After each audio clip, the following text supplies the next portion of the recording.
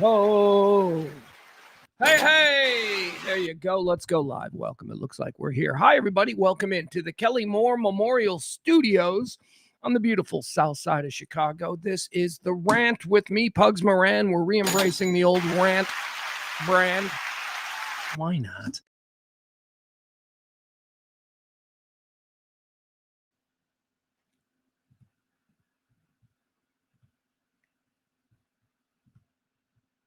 Did you guys see that? Right out of the box, the platform that I use decided to turn everything off. I'm in the middle of speaking, but I was here. It happens every day, every day at the start of the show. Within the first, 20 minutes, got to stay on point, got to stay frosty for those first 20 minutes on my end.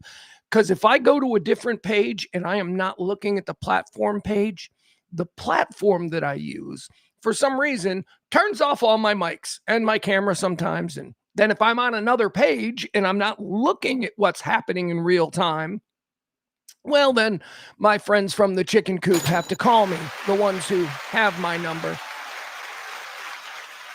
That didn't happen today because I was on it.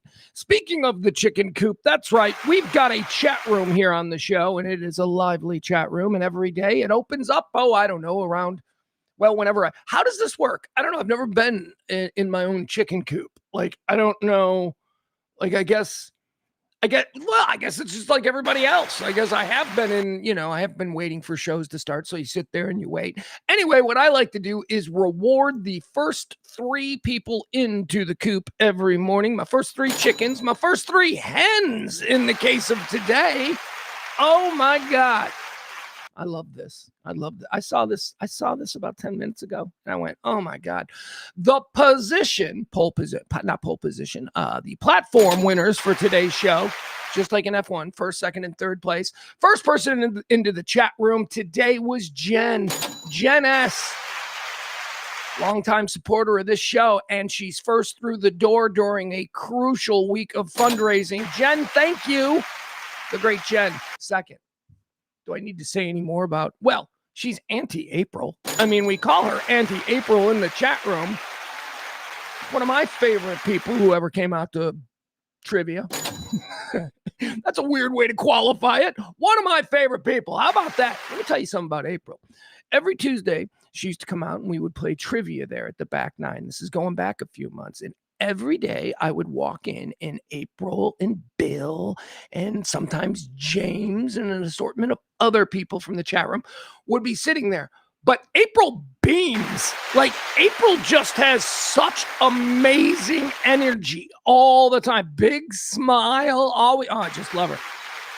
She brought her dog. Her dog was the one dog in the history of me and dog relations to have ever not taken to me immediately. Her dog was like, rah, rah. And I'm like, wait a second.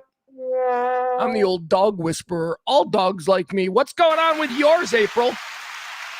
Is everything wonderful about April counterbalanced by her horrific animal? Is that...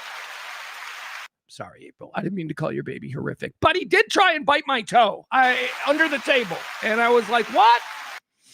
Thank you, April. April is number 2. I said it, man. It's all women. First, second, and third place today. We had Jen in first. We got April in second. And then coming in third place up there on the podium, drinking from the humorously large champagne bottle. You know, they do that. They always got the big crazy champagne bottle. The third person up there drinking from that champagne bottle is Leslie C. Leslie C. Thank you, Leslie. So our podium today is Jen, April, and Leslie. I love it.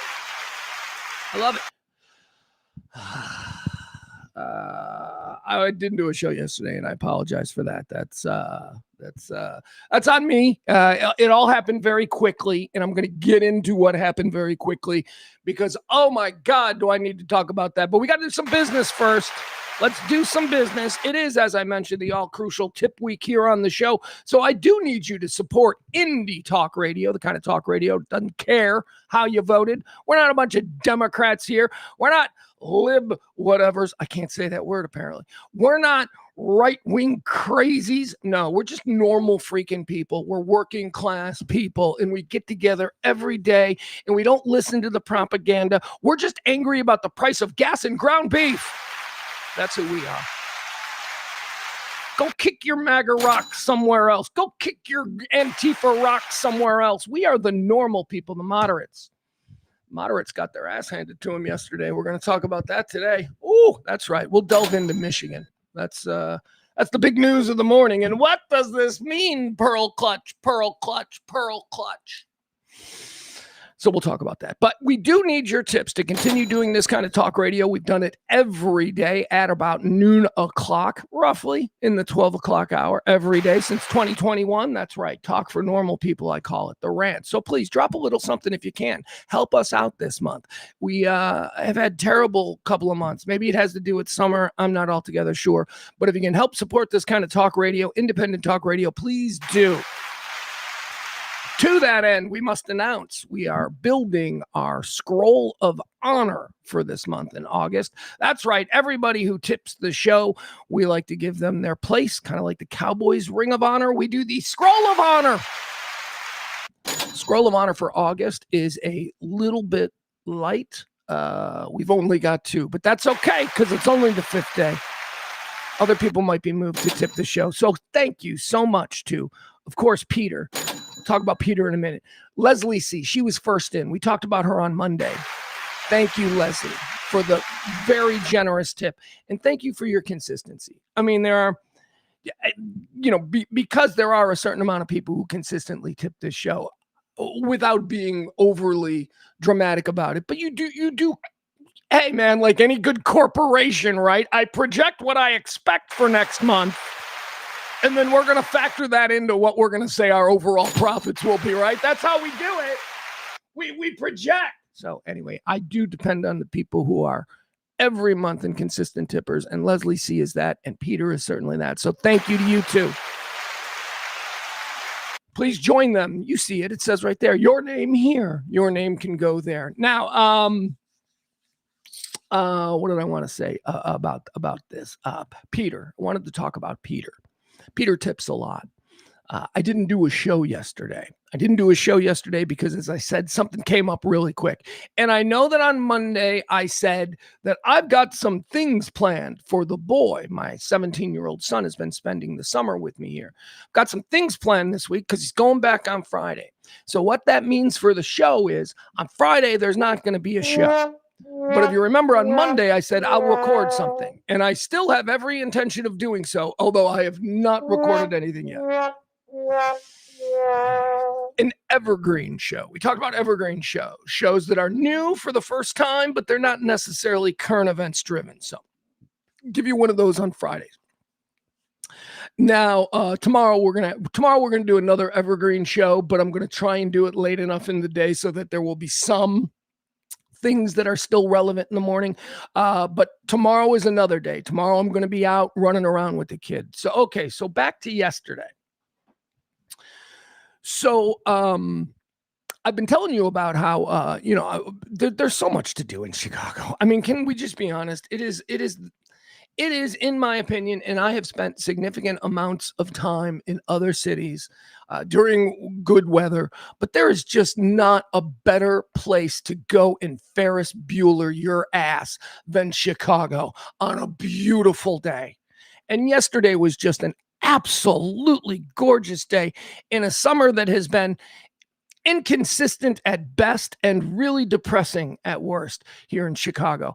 A lot of rain, cooler than normal, hardly any days over 90, which, isn't a big thing. It's not a big part of our summer, but we do have days in the 90s and we have touched 100. I think we only had like 2 or 3 days where it was like that.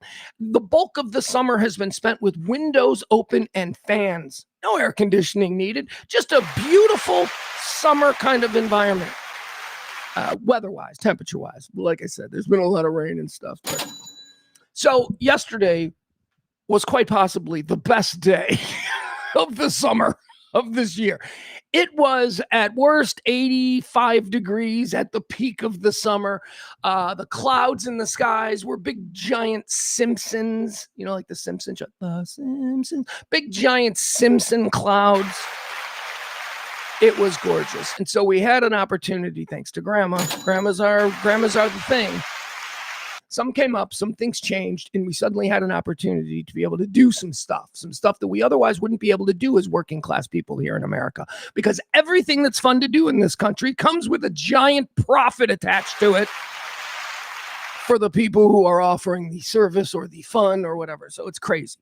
But anyway, yesterday we had an opportunity to just do Chicago. Just as I said, the best way to kind of explain it would be to say to Ferris Bueller it up. And there are a lot of little things, right? Like when you're like, okay, we're going to go to Six Flags and the tickets cost this much and parking is going to cost this much. And you can get all of that covered and you can figure, okay, that's the day. But then there's just the bullshit. Oh my God, we've been riding bikes along the lakefront for the last hour. Holy cow, am I thirsty, Dad? Can I get a Red Bull? Sure, buy a Red Bull at the lakefront. They're only $15. Here's a Red Bull. You know what I mean? Everything is just, there's the extra costs that you always. I was walking out of the Sears Tower. Yeah, we still call it the Sears Tower. We went to the Willis Tower yesterday, my son and I. That was how we started the day. First thing, Willis Tower. Let's go up to the top. Let's look. By the way, it's still the tallest building in America. Just so you know, it's still the tallest building in America. And I'll get into that whole thing. One World Trade Center is cheating. And let's be honest about that. But so we go up to the top floor of the Willis Tower and we decide we're going to start our day by overlooking the whole city. And what a freaking gorgeous day it was. Here, I got some pictures of that. Look, here's the Willis Tower. Do I have a picture of the Willis Tower? Yeah, there it is. Look at this. Okay, so here we go. This is my boy. Look at this day. Look at the sky. You can see everything. It was like the perfect day to be up there at one of those observation places. Look at that.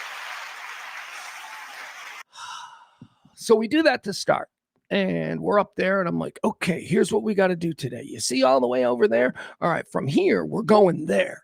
And then we're going to go up the lakefront. See the lakefront? I mean, it was really, we started, it was a plan. I'm like, let's start at the Sears Tower. We'll map the whole day out and then we'll see how much we could get done of it. We did it all. We got it all in. And, I have to say, it was, we both said this last night. We said, was this our best day ever together? It might be. It might be. He quickly countered with another grandma present. He quickly countered with, well, you know, our best night was the Second City night last Christmas when we went there. And I'm like, oh, God. Oh. So anyway, we had just an incredible day yesterday. After 2 months of doing nothing, 2 months of being really frugal. Like I told him when he came here, I said, look, dude, this is not going to be party time. We're not going to go away to a lake house. We're not going to go, water skiing and jet skiing like we do in Dallas. We're just going to, kind of hang out. We're going to be normal people and, times are tough. So to be able to have this at the very end, oh God, just amazing. So now back to Peter. So we're walking out of the Sears Tower, as you see pictured here. We're walking out of the Sears Tower, and I'm going down, I don't know, Adams. I think it was Adams Street there in Chicago. And my phone goes, brink. And I'm like, oh, what's that? And I open up my Venmo, and Peter tipped me $50. Now, I don't usually say how much money people tip, right? But you have no idea how that act of generosity and support for this endeavor, you have no idea how that changed the entire day. That changed the entire day. We were able to have lunch. We were able to actually go and have lunch. So when I say I am moved by you consistent tippers and you people who have supported this fool's endeavor for the past 5 years, man, Peter just really, so thank you. And thank you to Leslie C. for being first. All right, there we go. That's enough of that shit. All right, let's see here. What else do I want to do? I guess I will. Okay, so I'll give you a quick little rundown about what we're going to talk about today. I do want to go into a little bit more about the stuff that we did yesterday because we did a lot of fun stuff. Got a lot of interesting little stories to tell, and I won't bore you completely with it. Maybe we'll do that for one of the evergreen shows, like what's planned for tomorrow or possibly Friday. But before we do that, here's what we're going to do today on the show. We're going to get into the whole situation in Michigan. We're not a political show, but we are observers, we are citizens, and we are voters. So we are watching what's happening. And something very interesting happened in Michigan. Everybody's all at Twitter about it, especially the people in the political world. But I'm going to tell you what I think this is from a working class standpoint. Because one thing that we do know for certain about Michigan, at least we do here in the Upper Great Lakes, Michigan is a blue-collar working class state, probably a bellwether for that kind of state. So we'll get into that. Talk about what happened last night in Michigan, the Democratic primary for the U.S. Senate, and what I think about it. I got a lot of thoughts about that. Also, we'll get caught up on what's happening in Iran, which, doesn't take much time because there is absolutely no way that anyone can know for certain what is happening in Iran because that's the state of things. That's how we live now. Are we even at war? What is happening?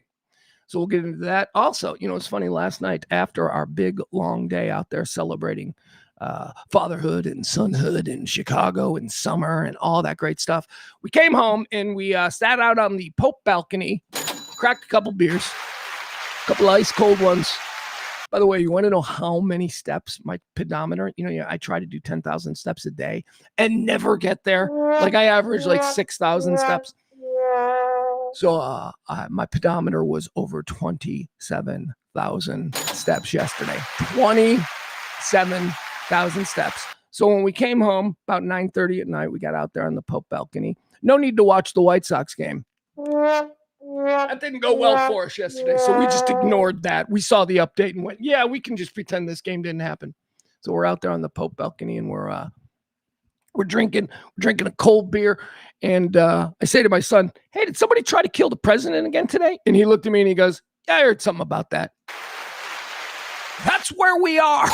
It's like that's not even major news anymore. Yeah, some dude apparently tried to kill Trump again over the weekend, and we've got some details, so we're going to break all that down. We'll talk about it. Perez Hilton, all right? Celeb blogger and parasite. I don't like Perez Hilton. I talked to Perez Hilton once. We interviewed him out at the Grammys.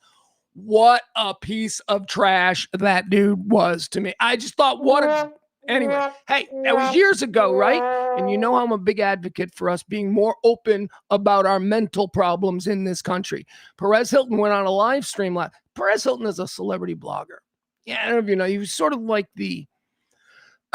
when TMZ was the Coca-Cola of, celebrity gossip online in the early days when this whole thing began. TMZ was Coca-Cola. What was Perez Hilton? Mountain Dew? Like he wasn't quite to the success rate and the corporate sort of monolithic entity that TMZ had become and was looking like they were. They were well funded. They were real. Now, Perez Hilton was just a weird guy who was on The Sopranos in one episode, who was doing celebrity shit talk, and he became famous. Became very famous. Made a lot of money. The celebrity net worth has him at like $30 million.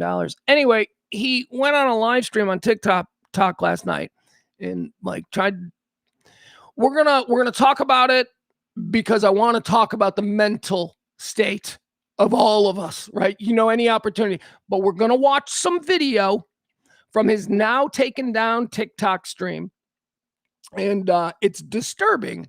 So I want you guys to know, and we're going to talk a little bit about what the latest is with Perez Hilton, who made news late last night when at best you can say he had a severe crash out on a live stream on TikTok. So we'll get into that as well. Also, we've got our regular stuff. We've got a perv alert. People are eating nude. Yeah, nude dining.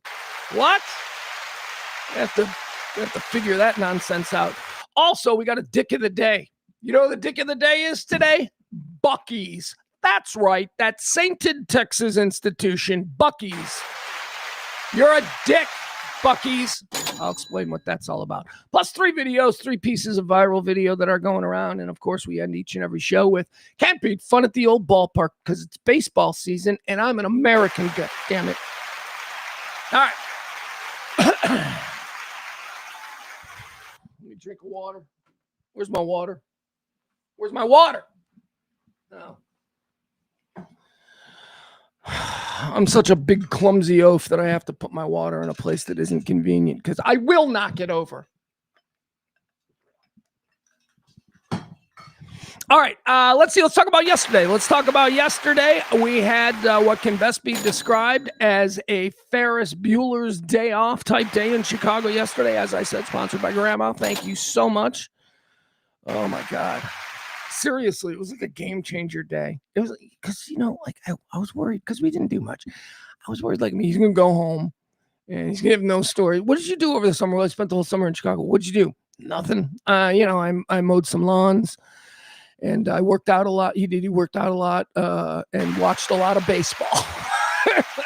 That's pretty much it. But he's not going to do that anymore. Because yesterday we had just the most amazing day. It started out, as I told you, with a trip to the Willis Tower. What? No, it's the Sears Tower. We went to the Sears Tower, which, by the way, let me just tell you something, okay?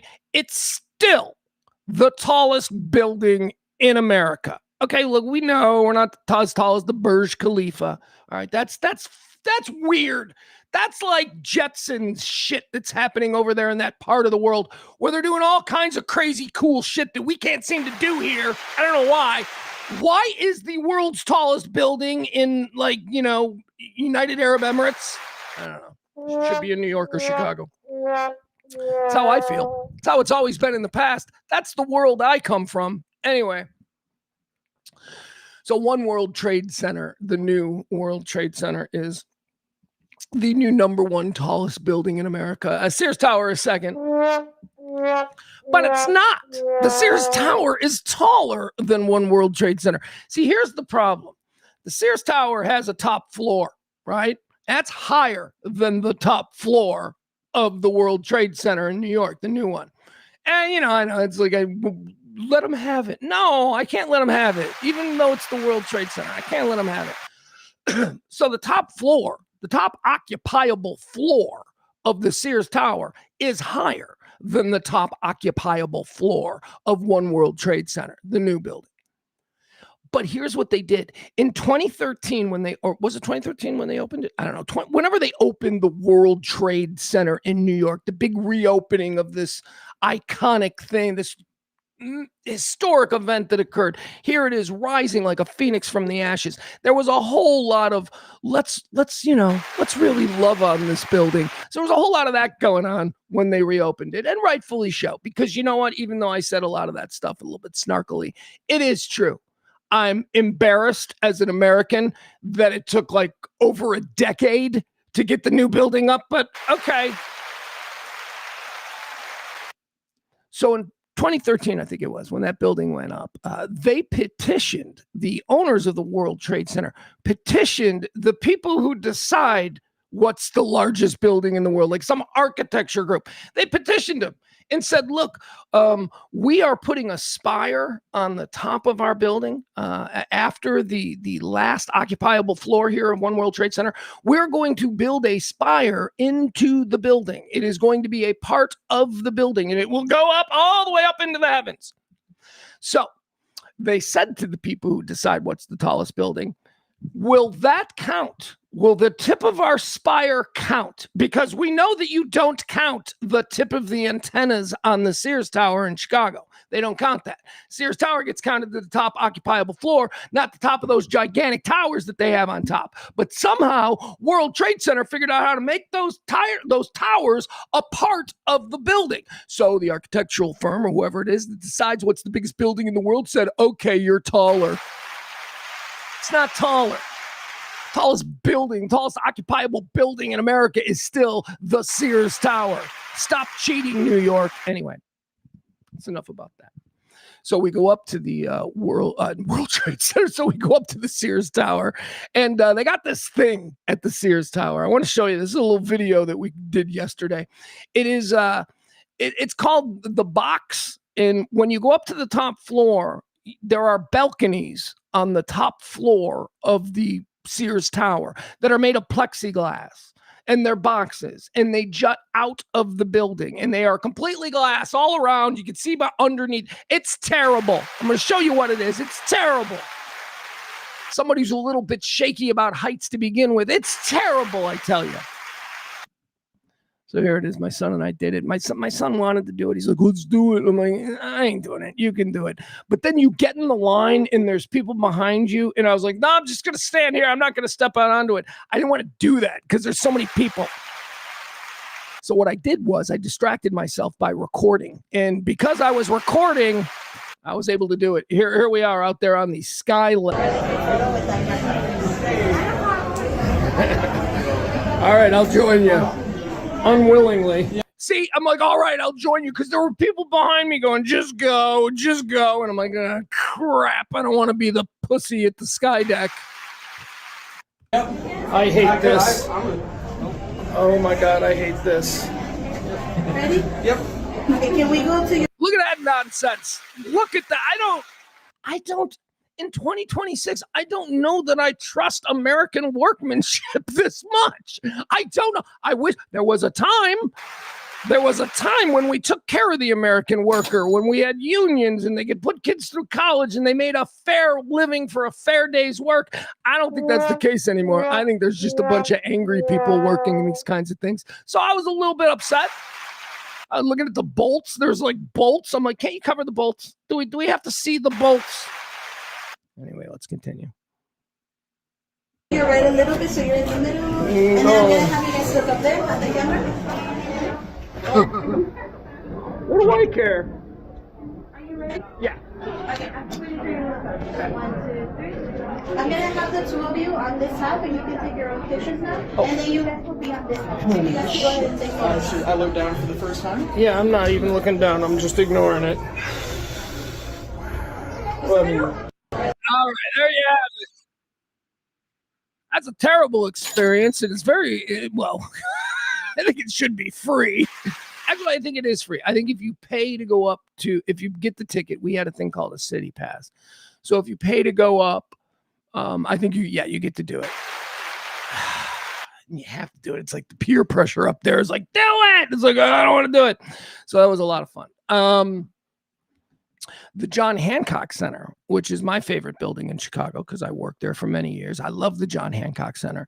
The John Hancock Center in their observation desk, they have the exact same thing, but they have the tilt.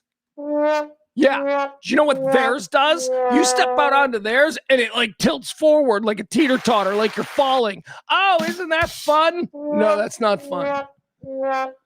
Oh. Could you imagine? No, never mind. I don't want to talk about it anymore. I don't want to talk about it. Anyway, we had such a good time. The views are terrific, but I couldn't wait to get out of there, and I'm glad he had the experience, so thank you. I couldn't wait to get out of there. The whole time I'm up there, I'm like, you're up that high in the building, and I said like 3 times, and I think my kid, I never said why I was saying it, but I think my kid was like, okay, would you just stop with that? Like 3 times I'm up there, and I'm going, I don't even see any airplanes. I don't see any airplanes. Do you see any airplanes? I was looking for airplanes. Just because I don't know what I was going to do. It's heading right for us. There's nothing you can do. I wanted to get out of there. Some people, it's like, you can stay as long as you want. I'm like, no, we're taking the next express elevator down to ground level. Getting the hell out of here. Doesn't seem right. Doesn't seem humanly right that we should be stacked up that high. It's just, and I don't trust us. I don't trust us yet. Maybe in like 1,000 years, I just don't trust us yet. Anyway. We had some nice pictures. Let's go through my pictures because everybody loves, right, showing vacation pictures. So let's do this. All right, look, we'll go. Nope, here we go. That's it. All right, here's the first one, right? This was fun times. This was the Field Museum. We went to the Field Museum. They've got dinosaurs there. We saw a bunch of mummies. They got mummies. We saw all kinds of things. This was the worst part of the damn Field Museum. If you go to the Field Museum, avoid this. This is an exhibit that supposedly it shrinks you down to this. Well, that's supposed to be the size of it. That's a penny. So theoretically in your head, you've been shrunk down. And what they're showing you is what the underground world would be like for you if you were this size. And no, thank you. No, thank you. I would live about maybe 6 or 7 minutes if I was this big. It's the creepiest exhibit I've ever seen in my life. The mites are the size of footballs when you're this size. It's like, ugh. All right, so there. That was fun. He liked it. I didn't. Cavemen. We saw a bunch of cavemen there at the Field Museum. They got bones of cavemen and reconstructed cavemen. It's pretty cool. That's a caveman. They were small. Did you guys know cavemen were tiny? They were like not like, I don't know, evolution, I suppose, but we're like a foot taller than they were. There's a dinosaur. That's Sue. That's she's a Tyrannosaurus Rex. She was found in North Dakota. She's a big star here in Chicago. She's Sue the T-Rex, fully reconstructed.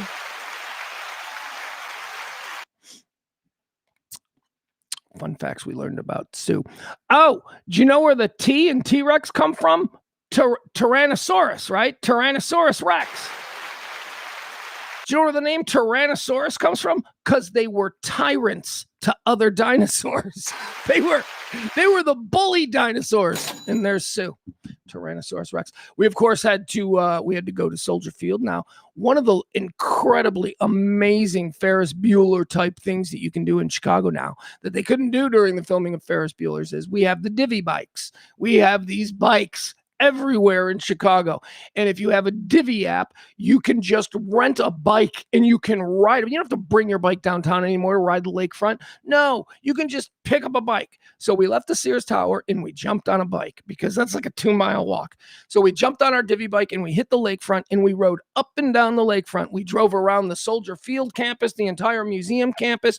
One of the incredible things about Chicago that I say or as I use for evidence when I say it's the best summertime city in America, is we have a thing called the museum campus. Imagine if everything cool in your city was in one park. One giant park, like one corner has Soldier Field, the other corner has the Shed Aquarium, the other corner has the Adler Planetarium, the other corner has the Field Museum. Then at the end of the park, you've got the Art Institute. It's incredible. You can walk this entire thing all day long. And it's on the lakefront. So you can literally walk the lakefront path if you want. We rode bikes. We rode the bikes up and down the lakefront. We cruised. We're on bikes here, where you're looking at him in front of the Walter Payton statue at Soldier Field. Just riding the bike path around Soldier Field, around the museums. It was incredible. Here he is in front of the lions. Those are the iconic Art Institute lions. You got to take that picture. Here he is again in front of the Field Museum. There he is as a penny, the caveman. All right, we've seen it. That's our day in Chicago. There's a lot more pictures, but I won't bore you with them. But those were the ones that I wanted to show. The riding of the bike on the lakefront. If you ever come to Chicago, I just got to tell you, because you can walk the lakefront, and that's 18 miles, or you can ride a bike all the way up north, all the way down south. It's incredible. What a day. What a great day. I asked him, what was your favorite part? He goes, the bikes. He goes, riding the bikes. We should just do that again. I go, the next time we don't have to go to any museums. Let's just ride bikes around downtown Chicago. I'm like, that wouldn't be bad. So anyway, what a day. What a day. We capped it all off. I'll give you our schedule because you had to make reservations for a lot of these things. So our reservation for the Sky Deck at the Sears Tower, that was for 10:30 a.m. The reservation for our planetarium show, we went to the planetarium and we saw like what the night sky was about. My kid's into that stuff. We had fun. It was decidedly the most educational part of, the day, but it was fun. So we went to the planetarium, and then after the planetarium, we got on our bikes and we rode around. Not our bike, because that's the thing about this divvy bike thing. You just grab any bike. Is that a divvy? That's a divvy. I'm taking it. And we grabbed bikes and we just started trucking around. So now it's like 3:00 in the afternoon, right? Done riding our bikes. Field Museum is right there. So we go to the Field Museum. Sears Tower, Planetarium, Field Museum, bike riding around the lake and Soldier Field. Oh, what a day. We had lunch at Subway. We were going to go and have a nice, nice lunch. Not expensive, but, go sit down pizza place, Instead, we went to Subway because my kid's awesome. My kid's like, I just want Subway. I'm like, I just want to spend $20 too. That sounds great. So after dinner at Subway at 6:30, we went to the Chicago River and we boarded a boat and took a 75-minute Chicago architecture tour up and down the river. We went up the river. We went up the north side of the river. We came back in the south side. Then we went out into the Lake Michigan and did donuts. It was amazing. Let me just say, for any of you who all of those things that I just told you about, if you are coming to the city of Chicago and you're looking to do something for the day, and this also goes for residents, people who have lived there their whole lives. I've lived here my whole life. That river tour of the architecture of Chicago was the best thing that I think I've ever done in this city. It was so cool. The tour guide was some like Second City improv performer, and he was super smart and super funny, and it was so much fun. So much fun. So we just had an amazing day, guys, and that kind of popped up late on Monday evening. So I know on Monday at the end of the show, I'm like, we're doing a show tomorrow, but that popped up and I had to take advantage of the opportunity. And as I said, I think my 17-year-old son and I had the best father-son day ever. It was amazing. And some of you made that happen. So thank you. All right. What do I got to do? I don't have my proper scroll going. Where's the scroll under there? Yeah, the August Hero Scroll of Appreciation. We must do that. We have to do that. Thank you, folks. Now, tomorrow, you're like, Pugs, what are you doing tomorrow? Well, tomorrow we're going to Hyde Park. Tomorrow is going to be another day. That's why we're going to do an evergreen show. I'm going to record a whole bunch of stuff that I want to get to that isn't topical. Like today I had like so much shit because I didn't do a show yesterday. Today I went, okay, let's just do the most topical stuff today. Let's just do the stuff that, is happening now. And then all this other good stuff. It doesn't have to be today. It can be tomorrow, right? So we'll do all of that stuff tomorrow. So that's what we're going to do tomorrow. But why are we doing this tomorrow? Because tomorrow we're going to Hyde Park. Hyde Park is my favorite neighborhood in Chicago. It's not even close. It's just my favorite neighborhood in Chicago. Hyde Park I described this way. Now, when I was doing the show from Dallas, I was living in University Park right there on the campus of SMU. And before that, I was doing the show from Highland Park, which is, billionaires and shit like that. Guest house. I'm not a rich guy. I was flopping. Anyway, the University Park, if you're familiar in Dallas with the SMU area, that's Hyde Park. Except Hyde Park has 50% more, 100% more diversity. How's that? That's how I would say it. SMU is just nothing but white people and Chinese people. That's all it is. When I lived on the campus of SMU, everybody in that neighborhood was white who inherited money or something, or Chinese. Everybody else was Chinese because they're doing an exchange program at SMU. That's it. That's the entire thing. Hyde Park is like that. It's a university, the University of Chicago. It's got the Museum of Science and Industry. It's got Hyde Park. It's got Jackson Park. It's got Washington Park. It's got the beach and the lakefront. It's just a more diverse SMU. It's the same kind of money. Like there's big money in Hyde Park. Obama lived there. It's where Obama's house was. All right. It's Obama land. But it's all super smart people because the University of Chicago. It's all cool, fun things because of the parks, the beaches, and where we're going tomorrow, the Museum of Science and Industry. That's what we're doing tomorrow. So we're going to go to Hyde Park. We're going to go to the Museum of Science and Industry. We're going to tour the University of Chicago because, not going to lie, it's where I want my son to go. I would love for him to go to the University of Chicago. Because it's just one of those schools where if you get a degree from it, it doesn't matter. It doesn't matter what AI jobs take. A degree from the University of Chicago is like a degree from, an Ivy League school, Harvard or Stanford or Northwestern. You can do shit. People will put you in charge of shit if you just have a piece of paper from those places. So University of Chicago is a school that I'm kind of interested in. So that's what we're gonna do tomorrow. And then after that, we're going to have today's Wednesday. Yes, I'm sorry. I lost my dates. And then tomorrow after that, we're going to go from the Museum of Science and Industry. We're going to drive out to Grandma's and we're going to have a celebration last night dinner. The happiness that in my life exists almost exclusively because of the kindness of others. I can't tell you how this week has changed everything for it's just amazing. It's just amazing. And my son is having a good time and we're having memories and all that stuff. So we look forward to that tomorrow. Tomorrow, the Museum of Science and Industry and maybe a little bit of bumming around the University of Chicago. That's tomorrow. And then he goes home on Friday. Friday's show is going to be recorded as well because I'm driving him down to St. Louis. I'm driving him down to St. Louis and then coming back. It's going to be a long day for yours truly, but we'll get it done. We'll get it done. It can be done. It's been done before. It's not hard. Okay. So thank you. Let me jump into the chat room though, because all I did was thank our podium today. And once again, our podium, it's an all-female podium. That makes me happy. It is Jen S, April, and of course, Leslie. See ya. That's our podium, but they're not the only people in the chat room today. Let's also say hi to Taronda. She's there. Hi, Ty. We've got Al. He's there. Jeff Ballard. Look at my boy. Look at my boy, Chat. My boy, Chat. My boy, Jeff. I was reading it because he said Chatland. Jeff's here. Big Luke is here. Big Luke, look at you, brother.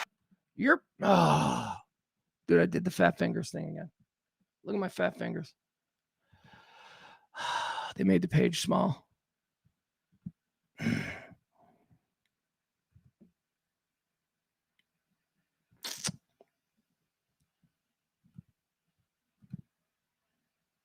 No, hold on. There we go. Yeah, I should be able to do that quicker after all this time. Anyway, that's what seeing Big Luke does to me. He flusters me.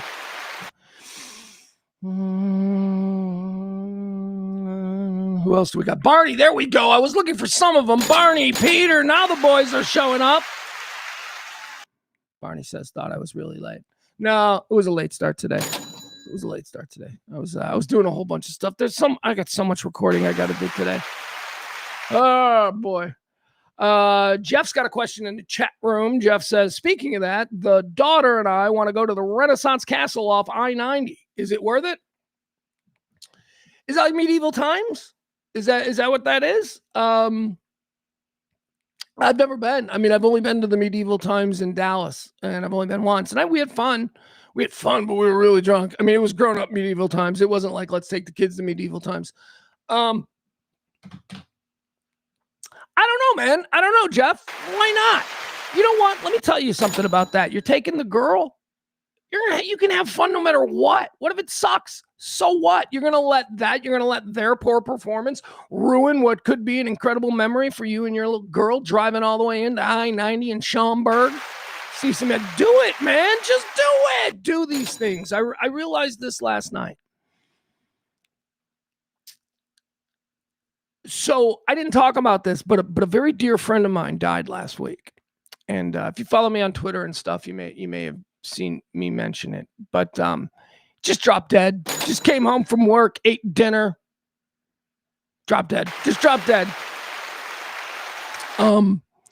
For those of you who may know, back in the day, I used to be on the Kevin Matthews show here in Chicago on the Loop 97.9 for a bunch of years. And one of the performers, one of our regular performers, he wasn't a producer or anything, but he was a performer. He was a local talent who we brought in to play a role on the show, was a guy by the name of Jerome.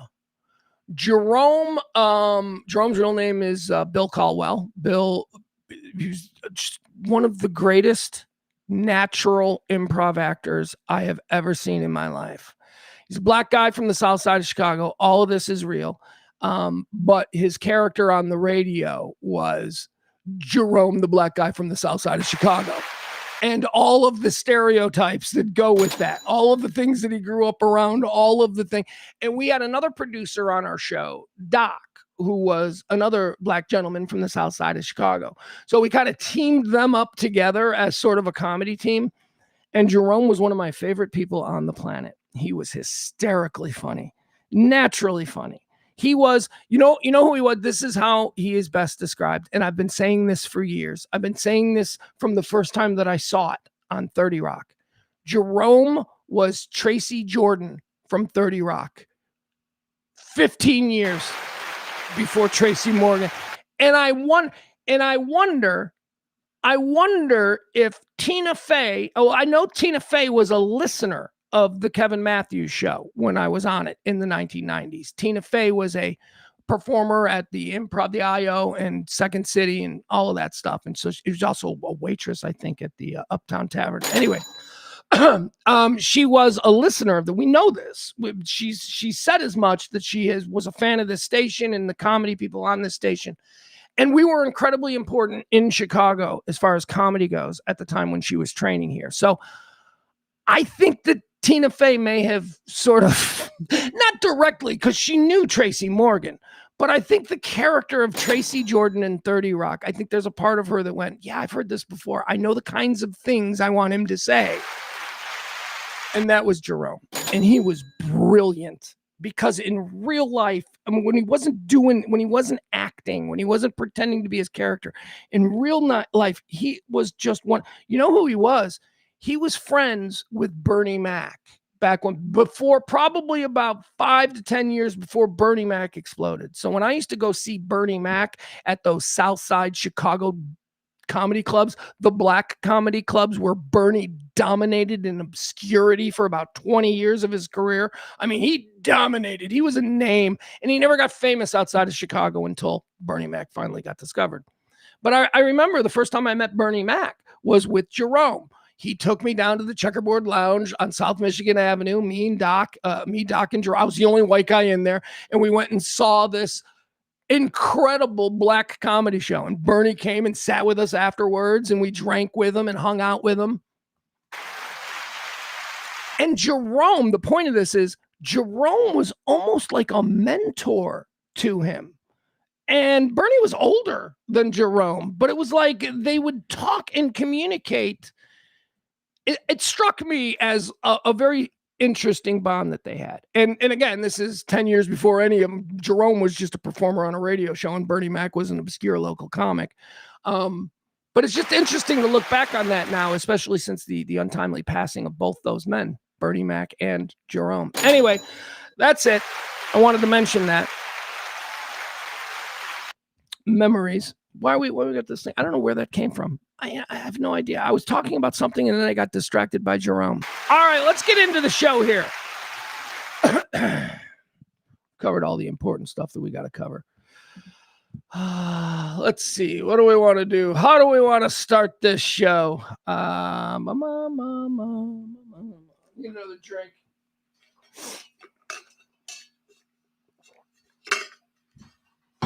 All right. Let's get started. All right. What do you say? We did that. All right. First story. Let's do this. This is whatever. We're not a political show, but we are observers of the modern time, right? That's kind of what we do here. I'll never tell you how to vote. Here's the thing. I don't care how you vote. I don't care. I care when you start telling me and there's a suggestion behind it that I should vote the way you should vote. That's when I start to care. I don't give a shit how you vote. You shouldn't give a shit how I vote. It's one man, one vote, right? Let's go. Let's see whose collective team wins, if that's how you want to look at it. But we do comment on politics. Again, I will be completely upfront here.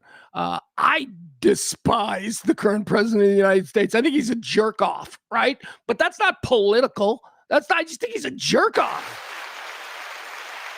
Sorry. I also think Gavin Newsom's a jerk off. I'm a normal person who's in the middle, who's going, that guy seems like a fraud. That guy's definitely a fraud. So that's where we are. So we don't do a lot of here's why the Dems suck. Here's why MAGA sucks. We don't do a lot of that. But throughout the course of me just extemporaneously, speaking, you're probably going to get the notion that I don't like Trump, and I don't. It's not that I don't like Republicans, although I don't like any Republican who in the beginning was like, yeah, he's obviously bad, who is now slurping his butthole. I don't like any of those Republicans, and there's like 90% of them, right? I also feel the same way about the Democrats. There is nothing there on the Democratic Party that seems to appeal to me. I will say this, as far as people on the opposition who appear to be on the rise, I am interested in John Ossoff, the senator down there in Georgia. I have hadn't heard peep one from this guy in 4 years. And then in the last 6 weeks, he's popping up everywhere. And I'm like, I like him. I like that guy. I'd like that guy to be my neighbor. I think he'd be a good neighbor. So I'm not overly political, though. You've always supported. No. See, my partner, Kelly, was very liberal. So it's kind of like people just assume that I was too, because I loved her dearly and we were close friends. But that's just how I've always been politically speaking. You don't have to think the same way as me for me to think.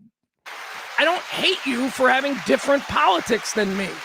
We have no effect on politics. We're regular people. You're just flapping your gums. It doesn't matter what you think other than for the power of one vote. And the same goes for me. Shut up about it. But in Michigan, there was a big deal.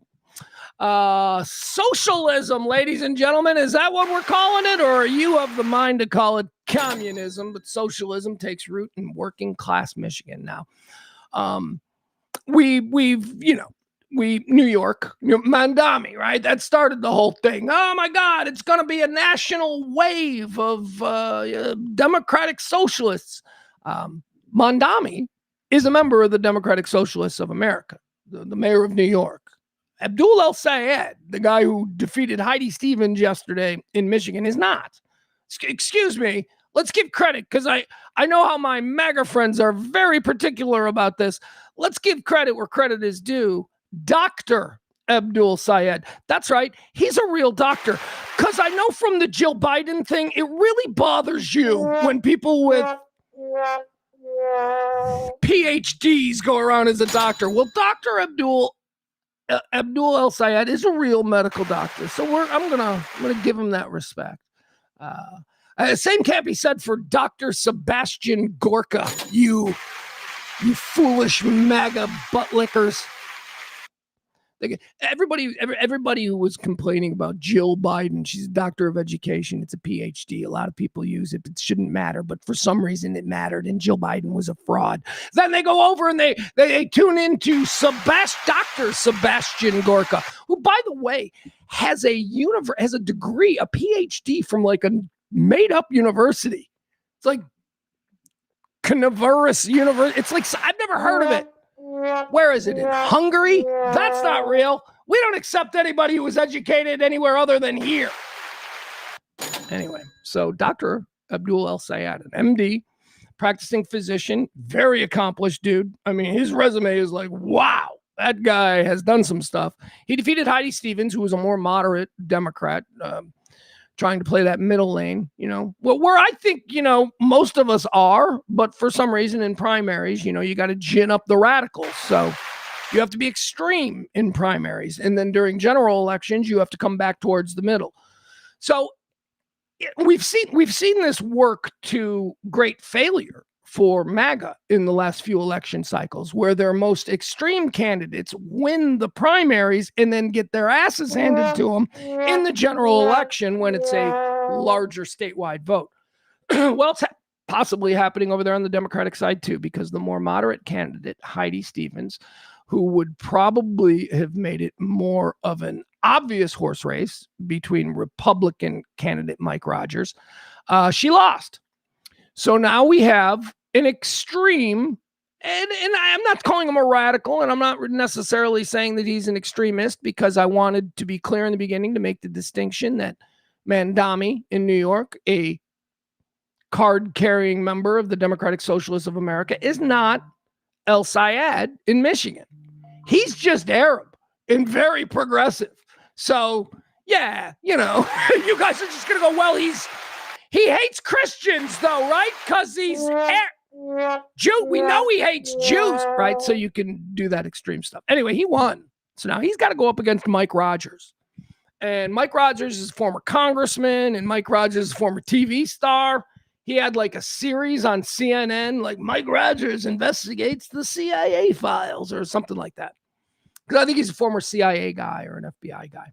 Anyway, he had always, until recently here, he had always been a fairly moderate, middle-of-the-road, reasonable conservative Republican. Like from the old school of Republicans. Right? I think he lost, I think he got drummed out of Congress the same election that Trump won. So he's never sort of been MAGA involved so much. He went from losing his congressional seat, or maybe even stepping away. I don't know his personal history, but he stepped away from his congressional seat, Mike Rogers, in 2015 or 16. So again, he went to TV after that. So he didn't necessarily have to be, running around going, I love Trump now. I was wrong. He didn't have to do any of that shit. So he's kind of got a clean slate in that regard. And he's now running against someone who is going to be very easily painted as an extremist, as a socialist, as a communist. And again, I wanted to make the distinction very early that he's not even a member of the DSA, which is what everybody's trying to. They're coming. The DSA is coming. Man, I'm in the middle. I got to be honest. Can't be any worse than MAGA. When you guys were like, MAGA's coming, can't be any worse than that. Anyway, that's what we do is we panic and then we, the extremes. Here, I got some stuff I want to talk about here regarding what happened last night in Michigan. El Sayed beat Stevens yesterday. It was finally decided this morning, went late. Not gonna say it was close. It wasn't close. It was a horse race between, again, the moderate voice of the Democratic Party and what is being described as a more progressive voice of the Democratic Party.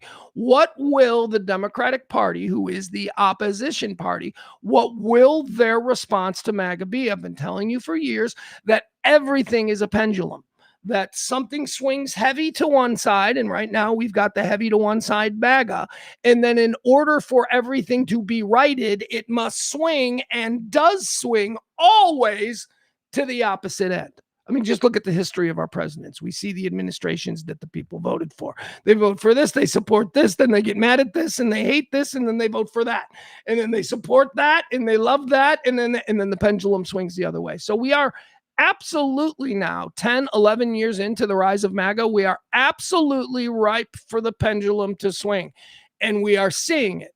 And make no mistakes, I'm not sitting here saying that it's a good thing. Thank God we're finally swinging back. What I'm doing is observing what has happened in the past and what appears to be happening now with the rise of these more extreme Democratic socialists or progressives adjacent to the Democratic Socialists of America's agenda.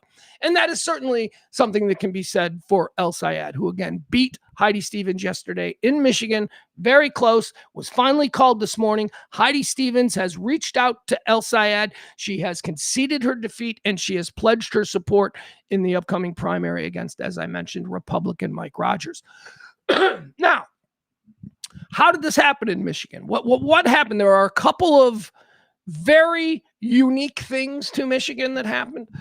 First and foremost, in Michigan, having the name Abdul El Sayed does not necessarily mean you're a terrorist. Okay.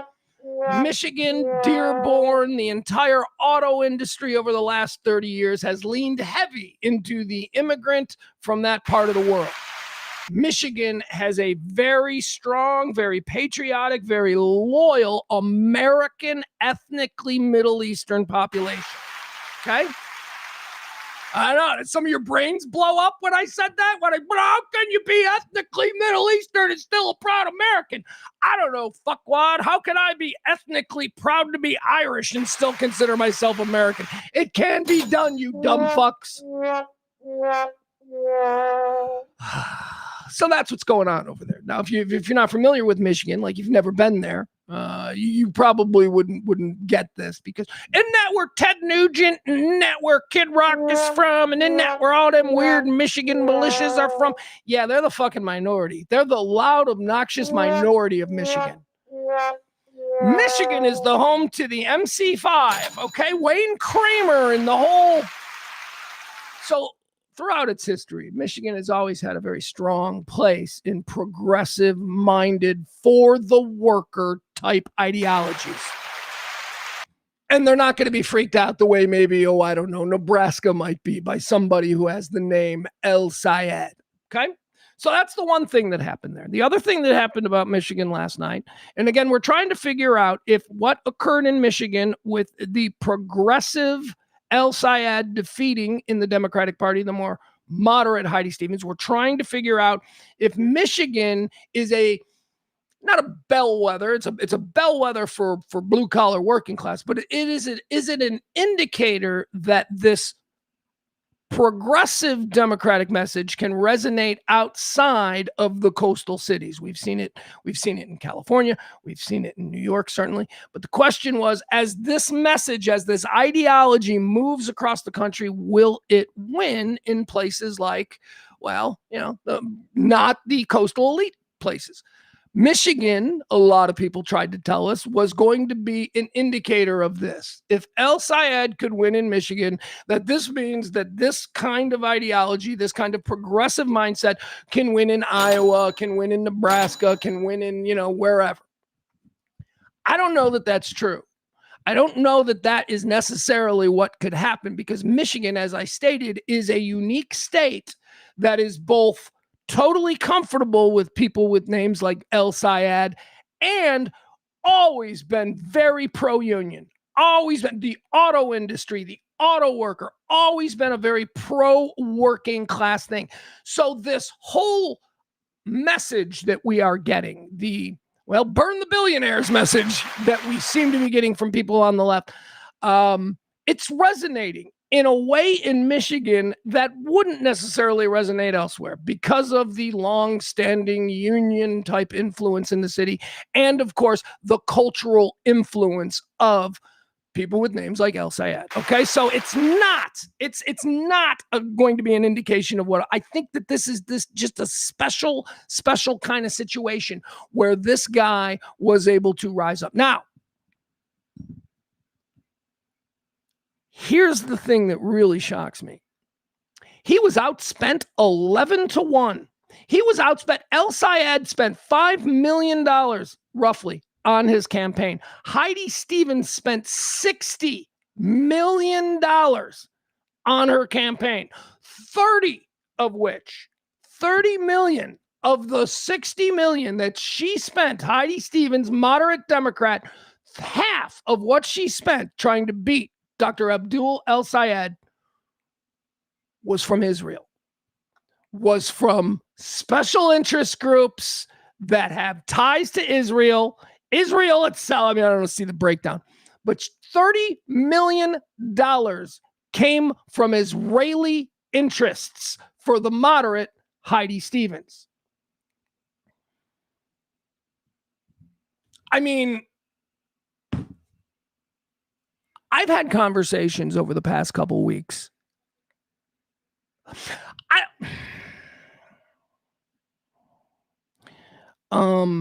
People are mad. People in America, regular, radicalized people, just normal people who are kind of paying a little bit of attention to what's going on. Normal people in America are a little pissed at Israel. Now, that doesn't mean that we hate Jews. What it means is Netanyahu is a bit of a war criminal. And that is clear. And more people are starting to realize this. So any normal, decent human being who has a problem with the continued support of Netanyahu's actions is not somebody who's going to get my attention or get my vote. And I don't think I'm alone here. I think that there are a lot of people that, there used to be a time when we would all just say, I'm pro-Israel, I'm pro-Israel.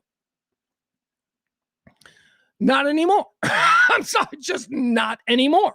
I am not pro this current regime, we'll call it. The Netanyahu, whoever is running the Knesset there, making these decisions, I'm not pro. Now, that doesn't mean that I hate Israel. Doesn't mean that I don't hate America, but I despise Trump.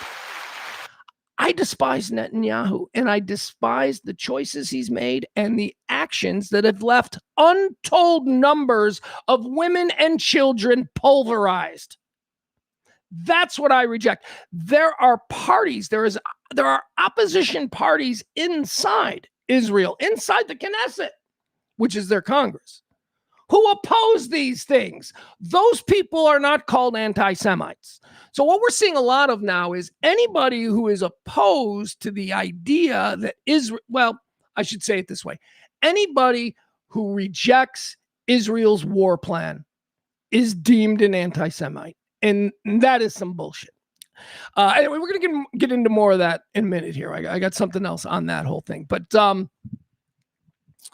here's the end result. So it's going to be El Sayed taking on Republican Mike Rogers in the primary here in November, okay? There should be very real concern that this could lose a seat for the Democrats because this is a Democratic seat. This is, what's it, Gary Peters? Is that a Democrat, Gary Peters, whose seat this is? This was a seat that Democrats claimed in Michigan for the United States Senate. Mike Rogers, as I said, he can present well. He can present, he doesn't seem crazy.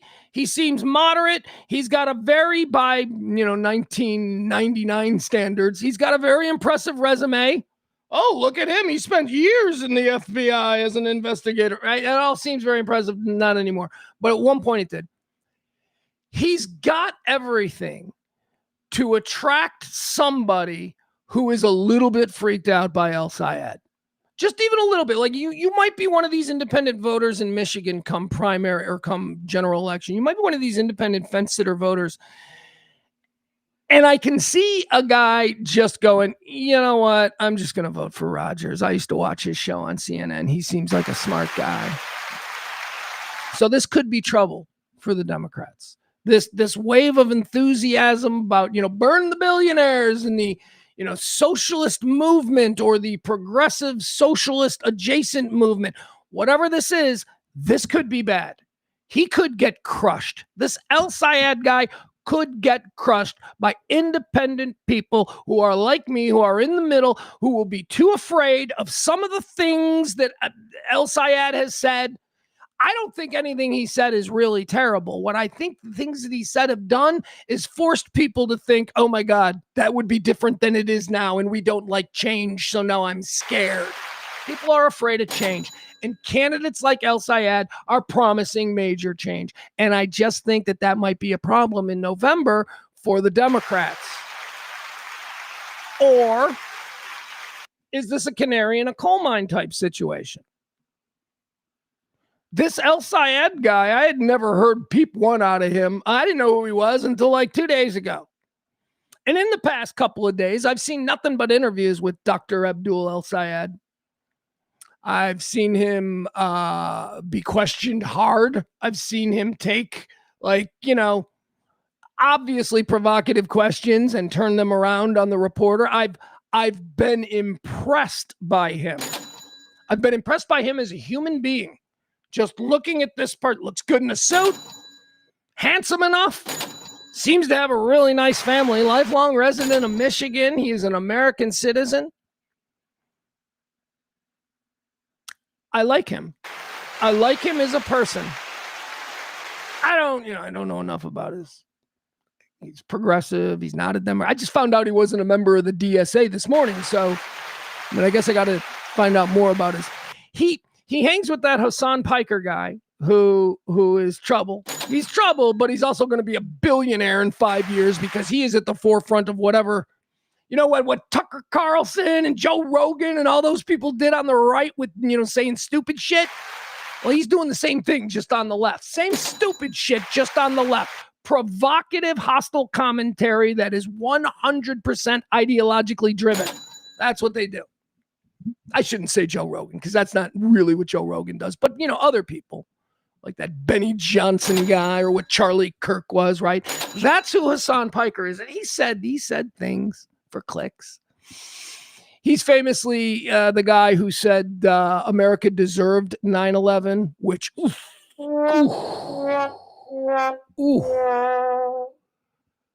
a lot of arrows for that. America deserved 9/11. That'd be an uncomfortable. If smart people, reasonable people decided to get around a table and actually talk about that, that'd be an uncomfortable conversation, man. Because if you're being honest, you'd have to be like, well, we have been doing things. They've been claiming that we've been doing things that. So I'm not agreeing with the statement, but he's freely comfortable making those kinds of statements, which is something that I turn my nose up at. I'm like, oh, you're just being a dick to be a dick saying shit like that. You don't need to say shit like that.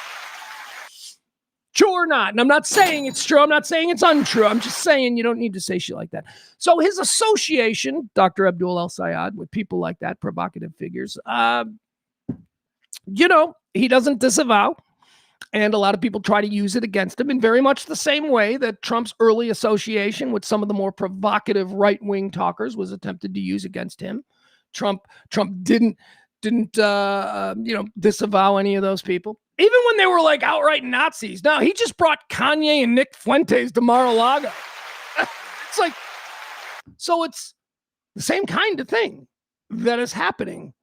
There is a rumbling populist movement to counter the populist movement that we saw out of MAGA beginning in 2016. There is a populist movement burbling over. I don't know how big it's going to be. We'll see how this message resonates. There is a lot of programming from 70 years of the Cold War. There is a lot of programming in the minds of many Americans that just the word, we make no distinction between socialism and communism, and anything that isn't just unbridled American style capitalism is communist. So there's a lot of that programming that has to be gotten through for this message to sort of, take root. But, hey, I didn't know that people, before Trump, I didn't know that people really wanted to say fag that badly. I didn't know. Or the N-word. I didn't know that people wanted to be comfortable saying the N-word. But there we have it. So what's going to happen as the counterbalance to that on the left is what we are seeing right now. Now, as I say, the selection by the Democrats in Michigan of Dr. Abdul El-Sayed as the candidate to go up against Mike Rogers could be a loss. It could be a loss for the Dems. Or, as I said also, it could be a canary in the coal mine situation, because what MAGA was organized. It was a group. It was an organism. What was MAGA? Was MAGA a vibe at first? Like who invented MAGA? I know Reagan famously said "Make America Great Again," and that Trump then took that. But I don't know if it began organically or if it was something that was pushed by Trump. We're MAGA. I don't know. Like giving yourself your own nickname. I don't know what the origins were. But MAGA was the organization. As an organization, they were involved in the radicalization of marginalized rural white voters. Okay? That's what MAGA did. They radicalized rural white voters who felt marginalized. Okay? And they were brought together by a charismatic megalomaniac who was masquerading as a populist outsider. That's what Trump was. Well, you kind of see that kind of happening on the left here. As I said, the last couple of hours of watching this El-Sayed guy, and I'm like, he's likable. This guy is a populist if he wants it, and he's going populist on the side of the working class, which, here's the other thing that they have, okay? MAGA mesmerized the rural white voter bloc. It's about 30 million. There's about 30 million of voting age, 30 million rural white Americans. And MAGA was able to stoke that into a force. If the left were to do the same thing with non-white, non-rural voters, you understand it's a base of 110 million people. There are 110 million voters of voting age in America who do not fall into the category of rural white pickup truck driving, Trump flags on the back. 110 million of them out there. And, some white people are going to vote for this stuff too, but that's just not, and some, minorities will vote MAGA. We've seen that. They're always strategically placed behind the president with a shirt that says "Blacks for Trump." So we know there is some crossover, but not much. We're talking about, just on average, what we can expect. 110 million potential national votes from non-white, non-rural Americans. That's kind of That's crazy. And you know what their thing is? You know what they've got? You know what? This is interesting to see how this works. MAGA used fear and loathing to build their base and to stoke their movement. It was all about gripes and this guy sucks and these people are doing this to you. MAGA was all about fear and loathing. The left's message is going to be about grocery prices and gas.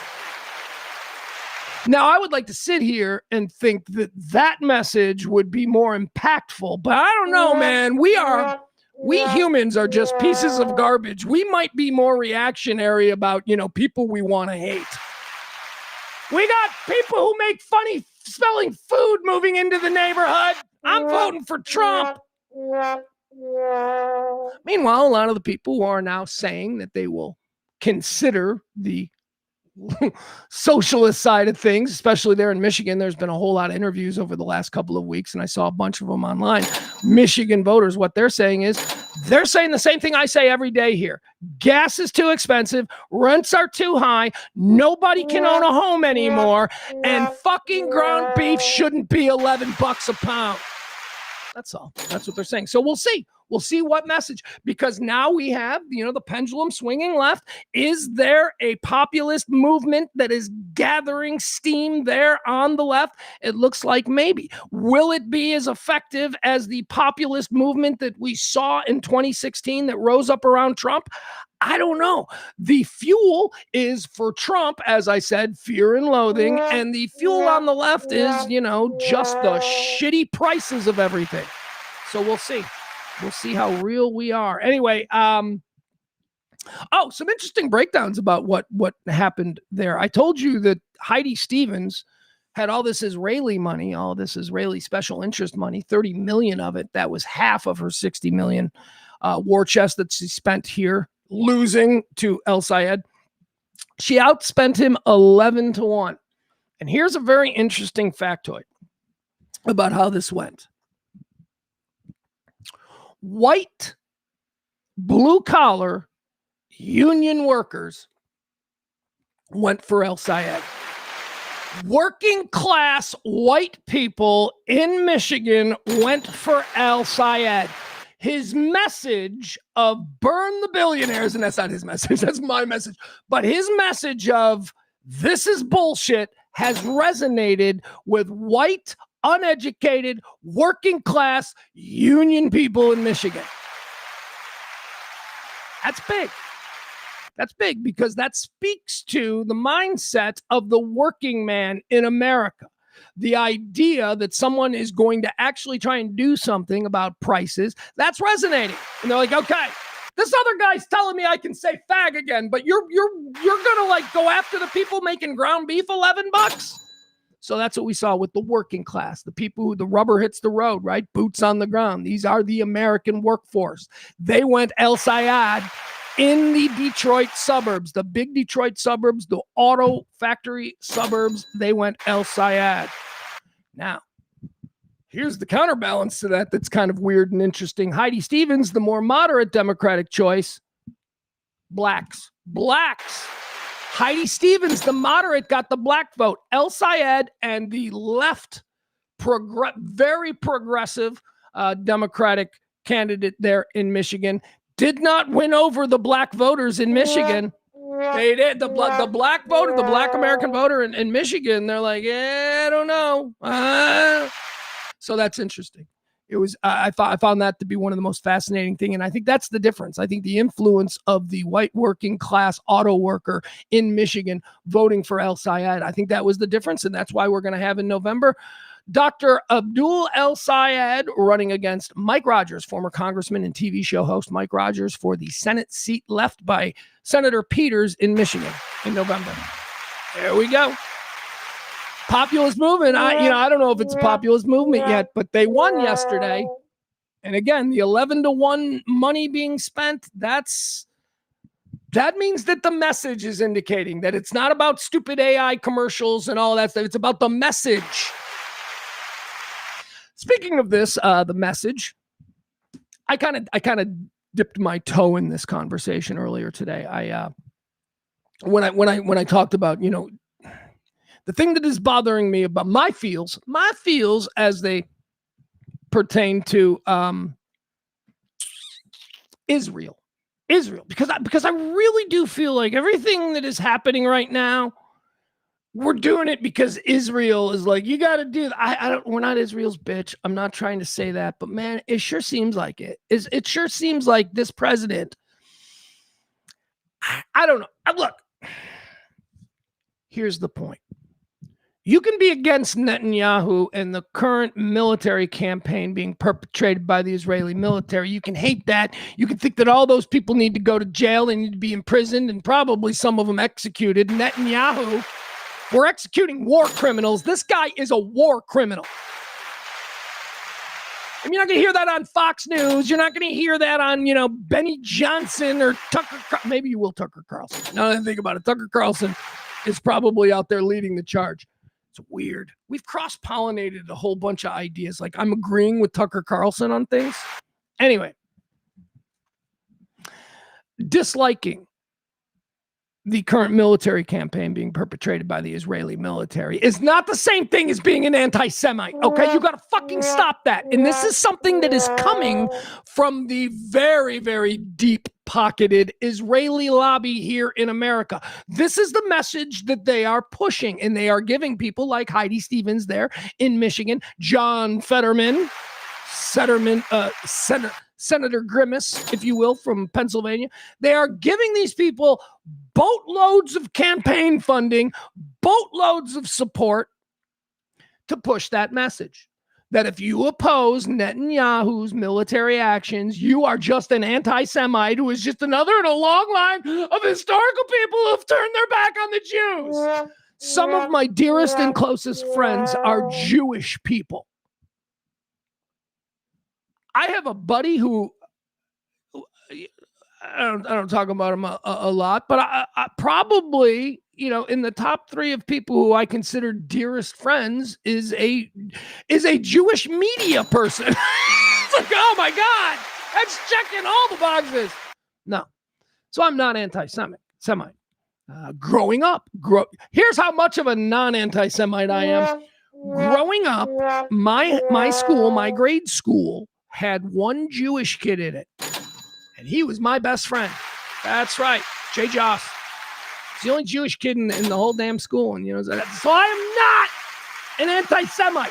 I am, however, somebody who thinks Benjamin Netanyahu, who coincidentally is a Jew, is a war criminal.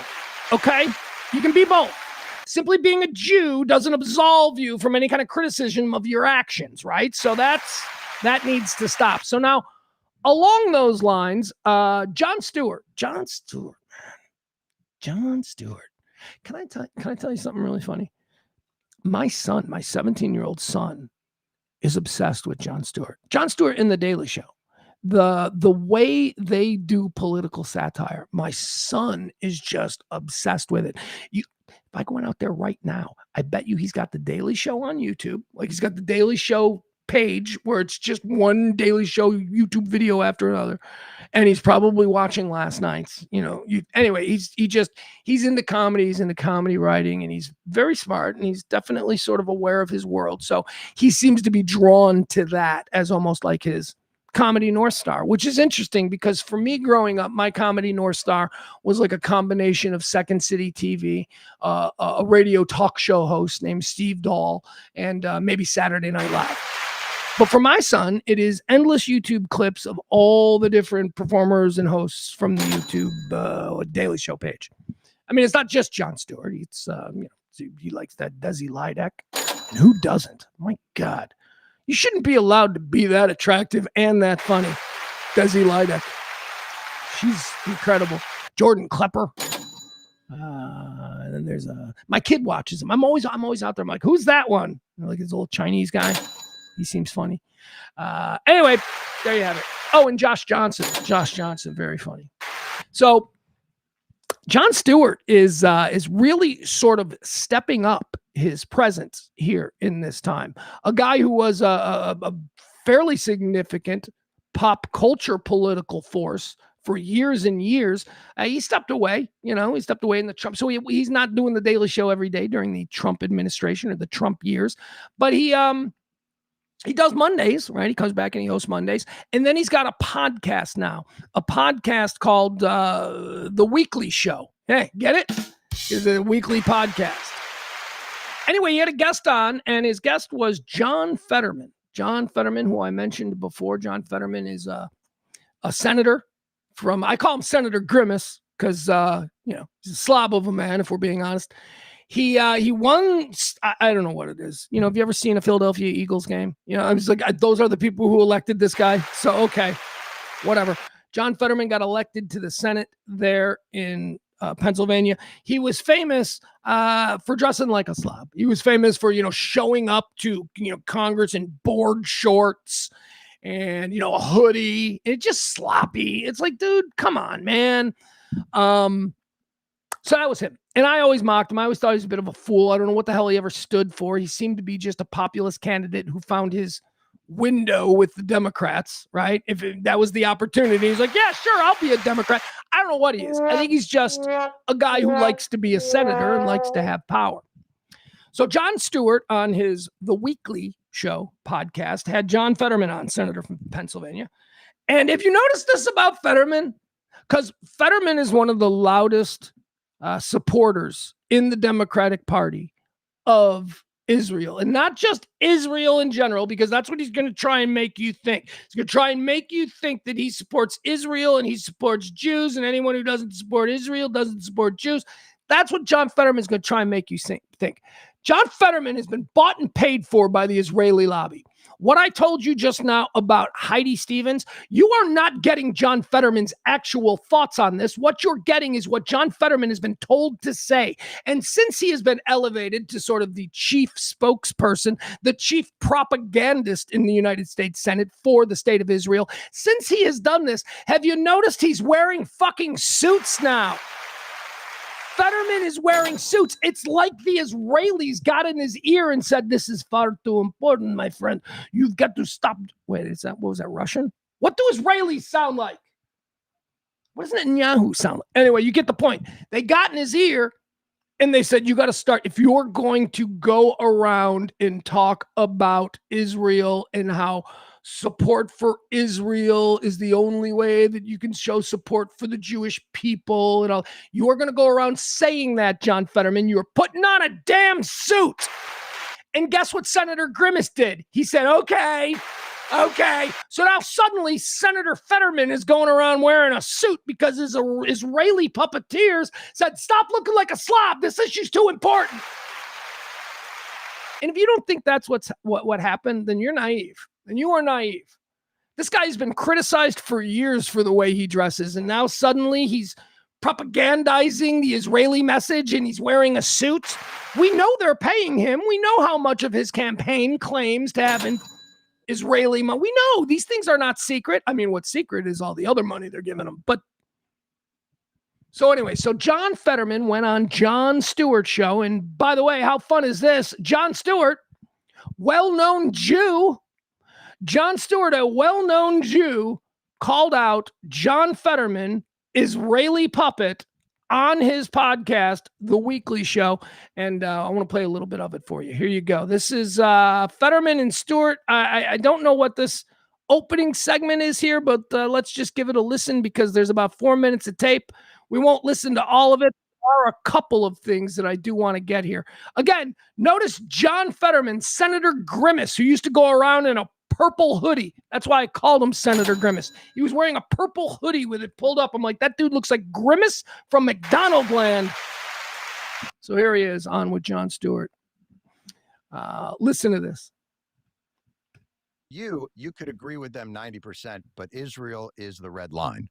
Absolutely. Oh, okay. Yeah, I'm sorry, guys. Let me just give you a little bit of context here. So what this is, Jon Stewart is saying Fetterman has been actively, shooting down any of these non-Israeli supporting Democratic candidates, right? So any of them, and certainly El Sayed there in Michigan falls into that. So Fetterman has recently made the statement that if the Democrats go Democratic Socialist, then I will become a Republican. Okay, so he's made that statement.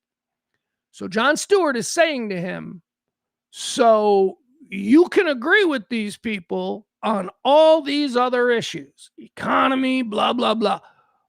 But if they don't support the military actions currently happening in Israel, you're out. That is what Jon Stewart is trying to pin John Fetterman on. He's trying to show what a mindless puppet of Israel that John Fetterman is. So for you, you could agree with them 90%, but Israel is the red line. Absolutely. Israel for me. Like I can't ever turn my back to Israel after where it's at. So, and I mean no disrespect on this, but that is not our country. Okay. So that, first of all, I'm so glad. Why, Jake Tapper would never say anything like that to him. He's like, okay, so your first responsibility as a senator elected by the people of Pennsylvania is to Israel. That is what you're saying. I'll never turn my back on Israel. I will never. Well, what if the people of fucking Pennsylvania are like, you better turn your back on Israel? Would you do it? Nah, you would just take all the money that you get from the special interests, the Israeli lobbies and all that stuff, and lose the election and figure out a way to pocket that, won't you? That's your plan. The people of Pennsylvania don't put money in his pockets, but the special interest Israeli lobby does. And that's kind of what Jon Stewart is trying to get across here. This is not a man representing the people. This is a man representing the government of Israel. So for you, you could agree with them 90%, but Israel is the red line. Absolutely. Israel for me. Like I can't ever turn my back to Israel after where it's at. So, and I mean no disrespect on this, but that is not our country. You're saying that these candidates may have great ideas for our economy. They may want to do the exact same thing you want to do in terms of getting money out of politics. They may want to increase the social safety net. They may want to change the balance of power from capital back to labor. But if they don't agree with you on Israel, you don't want them in your party. Well, I don't know who you're referencing to specifically. No, I'm referencing what you just said. Okay, so all right, so he basically it's a very long interview, and he basically clowned him. Actually, it's not that long, but he did clown him. It's long in clip form. I don't want to play like the full 4.5 minute clip here that I have. He basically clowned him on this issue over and over again. I do want to play this next part though. Where is it? Let's see if we can find this. No, not there. That's going to do it. Let's let it roll from right here. Again, this is Jon Stewart from his podcast, The Weekly Show, interviewing Senator from Pennsylvania, John Fetterman, and Israeli lackey, John Fetterman. It's a platform that he disagrees with. And I'm assuming there's probably things in the Democratic platform that you might disagree with, but you don't disavow the entire thing. You're literally saying we can all have discussions, except when it comes to Israel, which is not America. It seems like a weird line to draw. Well, so then, I don't think that's weird. I think what history demonstrates is that when people or a government or people turn their back to the Jewish community. See what he's doing? He is trying to blur the line between the military actions of the current government running Israel. He's trying to conflate that with the average Jewish American. And the average Jewish American is not the average Jewish Israeli. They are the average Jewish American. Okay? So we can be against political and military decisions being made by another government and not be turned instantly into anti-Semites. Things and or a government or people turn their back to the Jewish community, things end really badly. And it's a dangerous. Jewish community and Israel are not the same thing, brother man. They're not, that is not the. Speaking as a member of the Jewish community, this is Jon Stewart, who, if you believe what a lot of people believe, that all them Jews are the same, you can't, any Jew, it's all about Israel for them Jews. If that's the kind of pea brain you are, and that's what you think, well, you're seeing something that must challenge that, huh? Because Jon Stewart is a Jewish man raised in the Jewish faith, and he's saying, no, it's different. Me disliking people, not everybody in Israel voted for Netanyahu. I mean, are those people also bad Jews who are once again turning their backs on the Jewish people who have been persecuted since time immemorial? It's nonsense. It's fully paid for by Israel. That's why John Fetterman is saying this bullshit. Same thing. Israel. To that when people or a government or people turn their back to the Jewish community, things end really badly, and it's a dangerous. Jewish community and Israel are not the same thing, brother man. They're not. That is not the same thing. No. It's like, hey, it's like if I have to pick a side for after 10/7 and after Iran, I'm always going to stand with Israel. I'm always going to vote and support whatever that's necessary to protect themselves and to prosecute Hamas, Hezbollah, and Iran too. And the very left never said a peep after Iran executed 30 to 40,000 young people in there just for protesting for democracy. You think that the left is pro Iran, not the country, but the regime? What I'm saying though is like, and what about, do you like my suit, John? My suit is new. I opened up my front door and it was right there on the stoop. They sent me a suit, John, because they didn't like me speaking for them while looking like a fucking homeless man.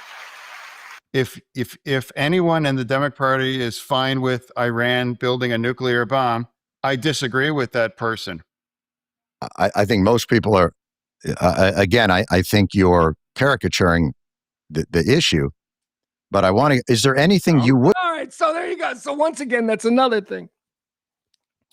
So if you are against what Netanyahu is doing, if you are against the military choices of the current regime there, if you're against that, then in the mind of John Fetterman, and by the way, this is talking points provided by the Israeli, John Fetterman says if you're against that, then you must be for Iran getting a nuclear weapon. All the Democrats who aren't supporting Netanyahu's, reign of terror, all those Democrats, they must be for Iran getting a nuke. Stop it, you stupid people. Because you hear this shit. Like, you see this on Twitter and social media where all the brain-dead morons come together, and you see people saying shit like that. Doesn't mean the same thing at all. Not at all. Criticize caricaturing the issue. He's caricaturing the issue. Thank you, John Stewart. I don't think most, well. But is there anything you would criticize Israel about? All right. That's you can find out more. Go over there on YouTube. You can watch the whole thing. But I never thought much about John Fetterman from the very beginning. I'm like, wait, what's this now? Like, from the very beginning, that's how I felt about John Fetterman.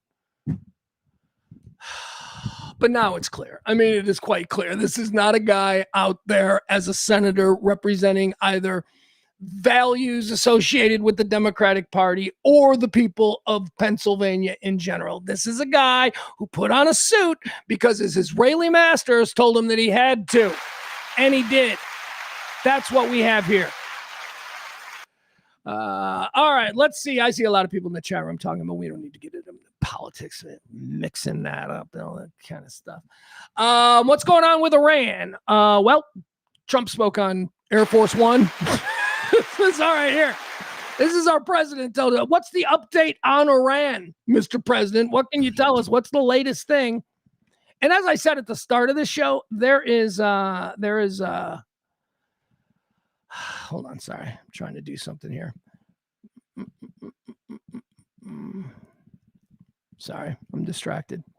As I said at the beginning of the show, did I lose it? Anyway, let's just listen to this. The president, we can't trust anything. That's what I said at the beginning of the show. We don't know. There's no way for you or me or anybody else. We don't know what's happening in Iran. Everything is being counterbalanced by every statement is then met. Well, I'll give you an example. Trump says, we've got to deal with the Iranians. And the Iranians go, no, we don't. Trump says they're begging us to come to the table and stop bombing them. And the Iranians are like, yeah, fuck you. And they blow up a ship in the middle of the fucking water. We don't know what to believe. This president comes out, and whenever he's asked about it, he's like, oh, war's going great. It's going great. People are wealthier than they've ever been. The economy, they're talking about this being the most roaring economy of all time as far as Iran goes. Yeah, they're done. They're done. They don't have any weapons. They don't. That's what he says. So here he is. Here's the president. What's happening in Iran, Mr. President? Oh. What's happening in Iran, Mr. President? I'll unmute you. I am definitely consequential. I mean, if you look at the economy, if you look at what's happening, Iran, as an example, will never have a nuclear weapon. They already can't, but it's going to be formal. Okay. All right. Statement of fact, Iran will never have a nuclear weapon, and then pull it back. Well, I mean, it's gonna be that way. That's what a salesman does. A salesman will always present as the opening fact something that then must be walked back at some point. Typically doesn't get walked back with the next breath, as we did here, but okay. That's who this guy is. He's always selling, and you're always buying. The Strait's going to have a nuclear weapon. They already can't, but it's going to be formal. It's going to be. The Strait's going to be open very soon. Strait's going to be open very soon. Strait's going to be open very soon. It's going to be formal. The Strait's going to be open very soon, or they're going to get hit very hard, and then the Strait's going to be open. Okay. Okay. This was last night. He's doing that again. How many times has he done that? Well, the Strait's going to be open because we're just going to bomb the fuck out of them. And they'll say, you've been saying this. This is the fourth time now. We are in the fourth cycle of we're bombing them. We've got a peace deal. And then nothing happens. Nothing happens. We're going to have a nuclear weapon. They already can't, but it's going to be formal. The Strait's going to be open very soon, or they're going to get hit very hard. And that's the thing. Hitting them hard does not force them to open the Strait. We have done it 3 times now. They have been preparing since 1979 to wage an unconventional defense against the United States. Do you think in 1979 or 1985 or 1992, all throughout time that they've been saber rattling and talking shit to us and taunting us? Do you think that whole time they thought, well, if we go to a war, we're going to go toe to toe, chest to chest with them? No, their plan from the beginning has been, yeah, they'll probably fucking pave us. They'll drop all of their weapons, and we're prepared for that. Because again, since 1979, they've been putting everything in mountains and underground. They are well prepared for Trump to drop every bomb we've got. And blah, blah. That's how they've been able to weather this. That's how this stupid fight has now gone on in, 7 months now? How many months are we in? 7 months? February is when it started? 7th month. They will not be bombed into submission. And that is something that every other president has known. And that's why every other president hasn't done this. He did it. How many times does he threaten to bomb them only at the last minute to say, oh, they want a peace deal? And then for them to go, we didn't say that. He just doesn't want to bomb us because he's running out of bombs and he knows this is a big waste of time. That's what's happening here. We should have absolutely... Then the Strait's going to be... Iran, as an example, will never have a nuclear weapon. They already can't, but it's going to be formal. The Strait's going to be open very soon, or they're going to get hit very hard, and then the Strait's going to be open. And we were going to a tremendous attack, the biggest since World War II. And they called me and said, very politely, please, can we talk? Can we talk? They didn't want. And I said, yes, we can talk. Let's get it done. Finally, let's get it done. This should have been done by other presidents for 50 years. You know, you keep hearing 47, but that's been for 3 years now. Okay, I can't with that anymore. I can't with this. This should have been done by every other president. No, it shouldn't have. They all saw this coming and said, yeah, we don't need to put the American people through that just to distract them from other things you might be trying to cover up, like the Epstein stuff. the two things you MAGA people, and I'm looking at you, my Barney and Byron boys, I'm looking at you guys. Two things that you guys were like all about was we're going to get to the bottom of this Epstein file, and we ain't going to war with Iran because that's what Kamala will do. Those two things. Don't you feel foolish? Byron I don't know as well as Barney, as I've come to know Barney. Barney's a smart guy. Don't you feel foolish? Or am I the one being a fool? Because I might be, just projecting what the populist understanding was of MAGA onto Barney specifically. Barney might be like, no, I was never that guy. I never thought Kamala was going to get us into a war. I support Trump and I like Trump, but I never thought. Is that what you're claiming? Because maybe. But other than that, all of you MAGA people, at what point do you have some self-awareness and go, I keep getting fucking played? And that doesn't mean go vote for the other side. Maybe that just means sit out. Maybe that just means don't be involved anymore because I don't know. I don't know anyway. I just can't imagine. I was a big John McCain supporter. Now, I know in the light of, the Trump world, that's probably not a great thing. But back in the normal days of Republicans and conservatives, John McCain was a pretty impressive icon of that particular movement and of that time.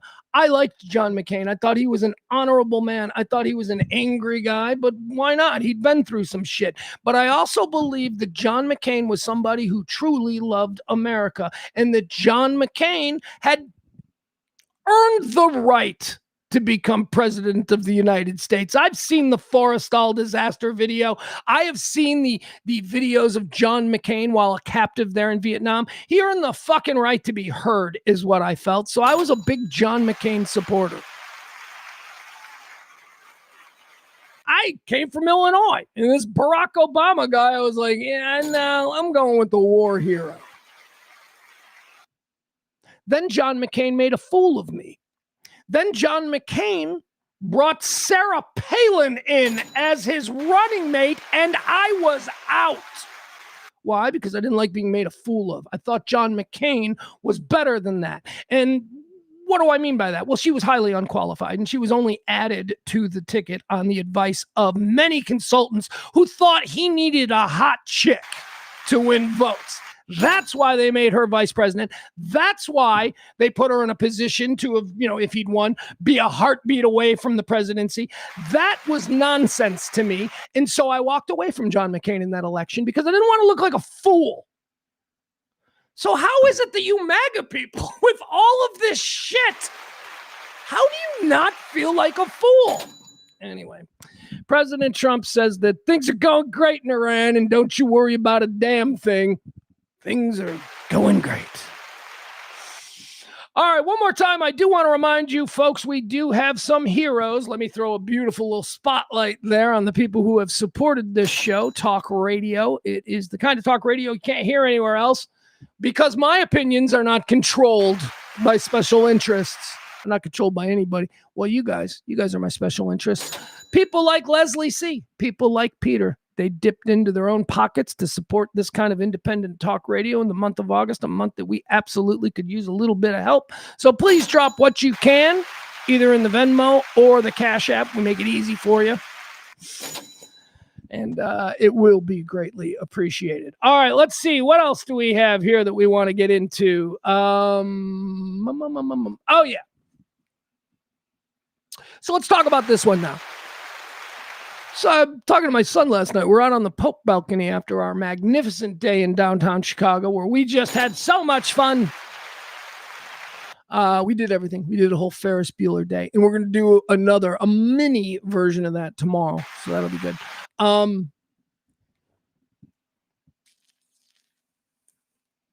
But after that was over, I told you we were exhausted. We were sitting out on the Pope balcony, which is the crazy balcony that's super high, and it's off the back of our house. Sitting on the Pope balcony, just kind of drinking a beer and relaxing about, talking about all the stuff that we'd done.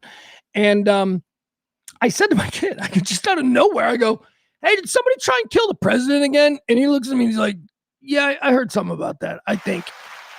And I laughed. In the moment I laughed, I wasn't even compelled to go look it up in the moment. I had my phone there. I could have just said, hey, what's going on with President Trump? Did somebody try and shoot him at a golf course or something?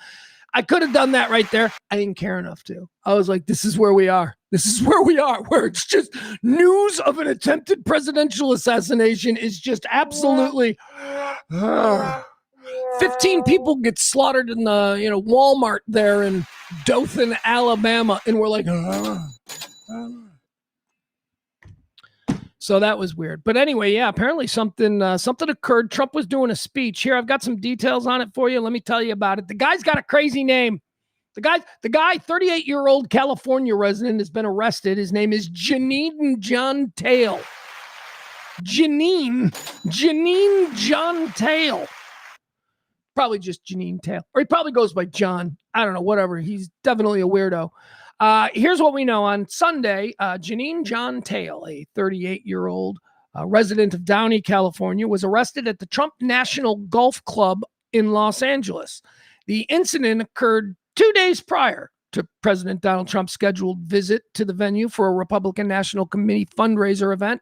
Authorities observed Tail walking around the golf course, taking photos and videos, and appearing to monitor security planning activities. All right, so Trump National Golf Course, this started, I think, on Friday, they said. He showed up for the first time. He was noticed because that's kind of what the Secret Service does, and he was acting weird. He was taking photos, or it was at least described that he had been taking photos on Friday. So now law enforcement noticed Tail tracking security preparations on Friday, and then again on Sunday afternoon. On Sunday afternoon, they approached him. So he's back Sunday and he's taking pictures and just being weird. It's a situation where the president's going to be there and there are clearly high-end security measures being taken and Secret Service is on. Just don't loiter. Just don't be weird. Don't be weird. I mean, I suppose you could sit there and be like, oh, I'm watching this. This is interesting. Don't be weird. This guy's out there being weird. He was approached on Sunday, again, tracking security preparations. Upon contacting him, federal authorities discovered a 16-round magazine loaded with hollow point ammunition in his pant pocket.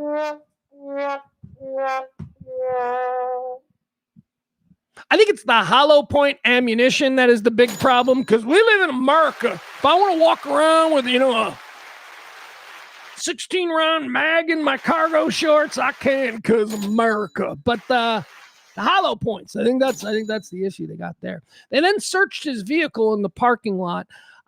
They found a loaded pistol and another high-capacity magazine. So he didn't have the gun on him. He was I guess he was doing recon. He's leaving the gun there.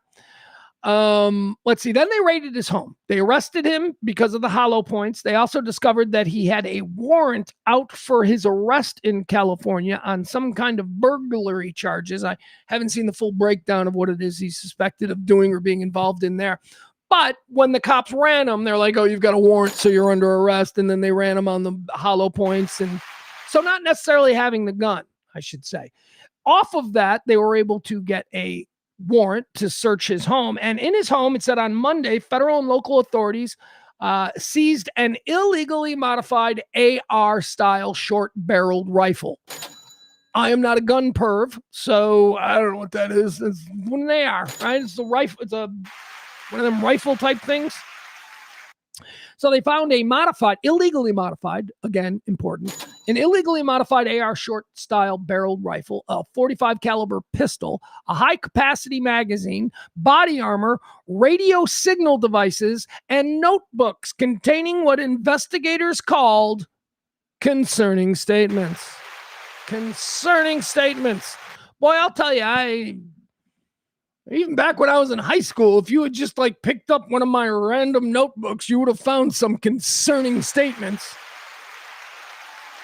If you're worried about concerning statements, you're going to want to stay away from my Google Drive, because there are all kinds of what are concerning statements in this situation? Did he write stuff like I'm going to kill Trump? Stuff like that was weird shit.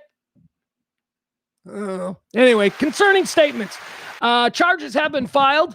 Remember calling him Janine Tail.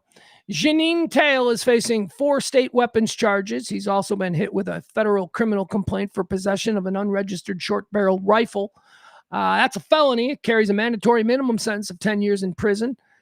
Prior records, it says here, prior to the arrest, Tail was under investigation by El Segundo police for an unrelated robbery incident. Now, this is a different, I was told that because of this being under investigation, see, this doesn't say a warrant. I understood that he was taken into custody initially based on a warrant out of El Segundo. But it doesn't say a warrant here. It says that he was already under investigation by El Segundo, but I don't know if there was a warrant, which would be cause for them to arrest him. The hollow point bullets, that's cause, right? They would arrest. All right, so I guess I don't know what I'm getting at. But I'd read a story earlier that said the reason that he was put in cuffs was because of the warrant. And now I read that it doesn't appear to be a warrant. The Los Angeles County Sheriff's Department and federal agencies noted that President Trump was never in immediate danger and the fundraising event proceeded safely as scheduled. A specific motive or direct threat has not been explicitly detailed by the FBI. There we have it. Sordid story. A presidential assassination. And we all go, oh, I guess it wasn't a real assassination, but you know what I mean? Just another one of these stories. Oh, it's Tuesday. Must be another attempted. You get what I'm saying. All right, let's see. Trump was asked about the threat here. This is pretty funny. He was asked about it on the airplane. This comes from the same conversation on the airplane that I think we saw a little bit of video from today. This is Fox News. Oh, no, this isn't the airplane. This is the Fox News interview. All right, so here you go. Trump was asked about the assassin, and here's what this weird guy said. There was a threat. There was a man who was arrested, seemed to be heavily armed near the property here on Sunday. It's an ongoing concern, sir. Talk about that for briefly, if we can. Well, the only thing I get a little solace from is they say only consequential presidents. And I am definitely consequential. I mean, Okay. Tell me that's not a weird fucking response. Somebody's trying to, well, you know, they never tried to kill Carter. Or what? They never tried to kill Biden. What kind of is everything a popularity contest with him? Oh, such a weird guy. Such a weird guy. He is not fit for the United States, people. He is not. He's a weirdo. Oh, God, people think we're all like that.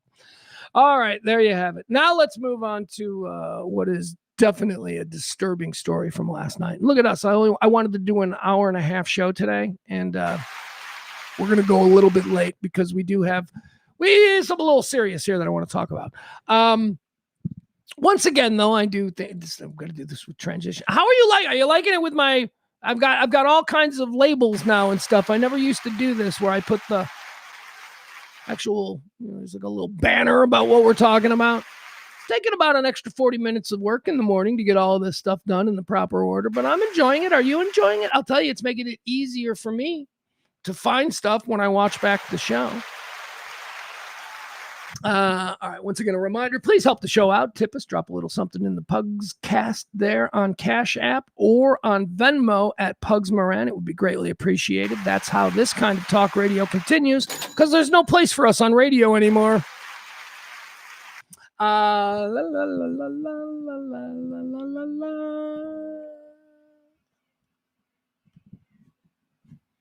right, let's do this one. Because this, I got to be honest, I spent about 2 hours on this story last night trying to figure out what the hell is going on. Do you all remember Perez Hilton? He's not a thing anymore, right? At least not that I don't think about Perez Hilton being a thing. Perez Hilton started, as I described earlier in the show, sort of a lower rent version of TMZ. Back in the days when TMZ was first popping up online.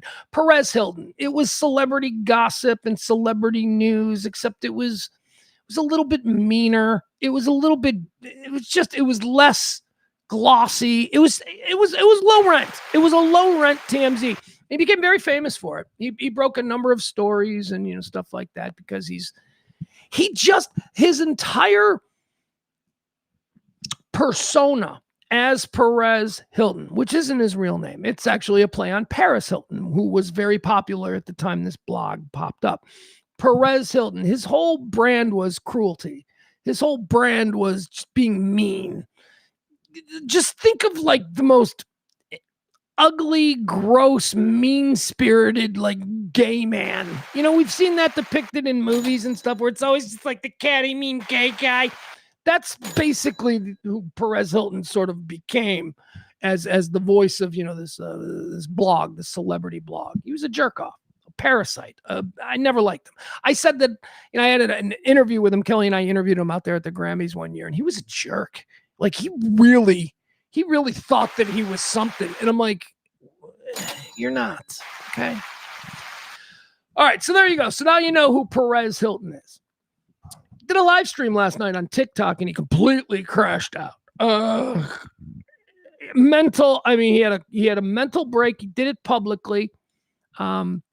He's obviously a narcissist. He's obviously somebody who likes attention. So when people like that have mental breaks, and many people have mental breaks, except, you know, some of us get to have them in the privacy of our own home without live streaming it to, you know, how many people. But he was on TikTok last night, and there's something wrong with him. It's clear. He was stabbing himself with a knife. He was covered in blood. People watching the stream immediately called 911, Miami-Dade police. They arrived at the house. There was a standoff. He continued, I think, to live stream while the police were there. As a matter of fact, one of the last things I think I saw in any of the clips was, well, the police are here, so I'm going to leave now, but they aren't, or something like that, right? It's very weird, very scary, and ultimately very sad. Very sad what we watched. And that's why I wanted to, in the beginning of this, state my opinion of Perez Hilton. I think he's a jerk. I think he's a terrible human being. I think he represents a class of human being that doesn't do any of us any good. It's a parasite. But wipe all that away. He is another human being, and we are all in some way brothers and sisters. So when you see somebody going through something like that, somebody be that vulnerable, that publicly vulnerable, despite the fact that he's doing it on purpose because he wants the attention, that doesn't matter. This person is going through something. And so I want to show some of the video. It's disturbing. I'm not going to show a lot of it. I'm not going to show you. I don't think you're going to see him stabbing himself, but he is going to be there shirtless, covered in blood, with a bunch of people in his chat room and on the screen with him, screaming at him and begging him to stop. And it's very weird. But let's watch it because that's what we do. I don't do this a lot. You know that oftentimes I have video of stuff that disturbs me and I don't play it. But I want to play this because I want to talk a little bit about mental illness and what it looks like. And I often wonder, there are a number of people in my life at the moment who are suffering mental breaks. A number. 3. There are 3 people who are clearly, 2 of them have already been institutionalized a couple of times. One of them, this has happened for the first time, and they are, from what I understand, she's getting help, but we'll leave it at that.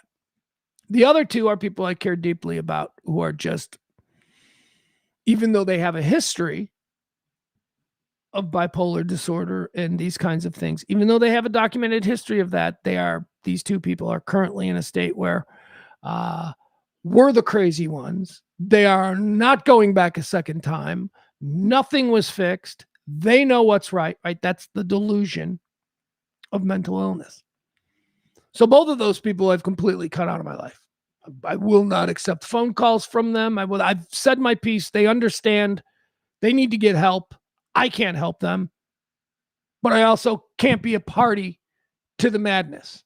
Right? I'm not going to sit here and get into a text argument with you because you're fucking nuts. Okay. So I'm just going to ignore your texts. You're going to blow me up at 4:00 in the morning with 20 fucking texts. So I have to sleep with my phone off. I'm going to ignore you. It's not because I don't care for you. It's because I can't do anything for you.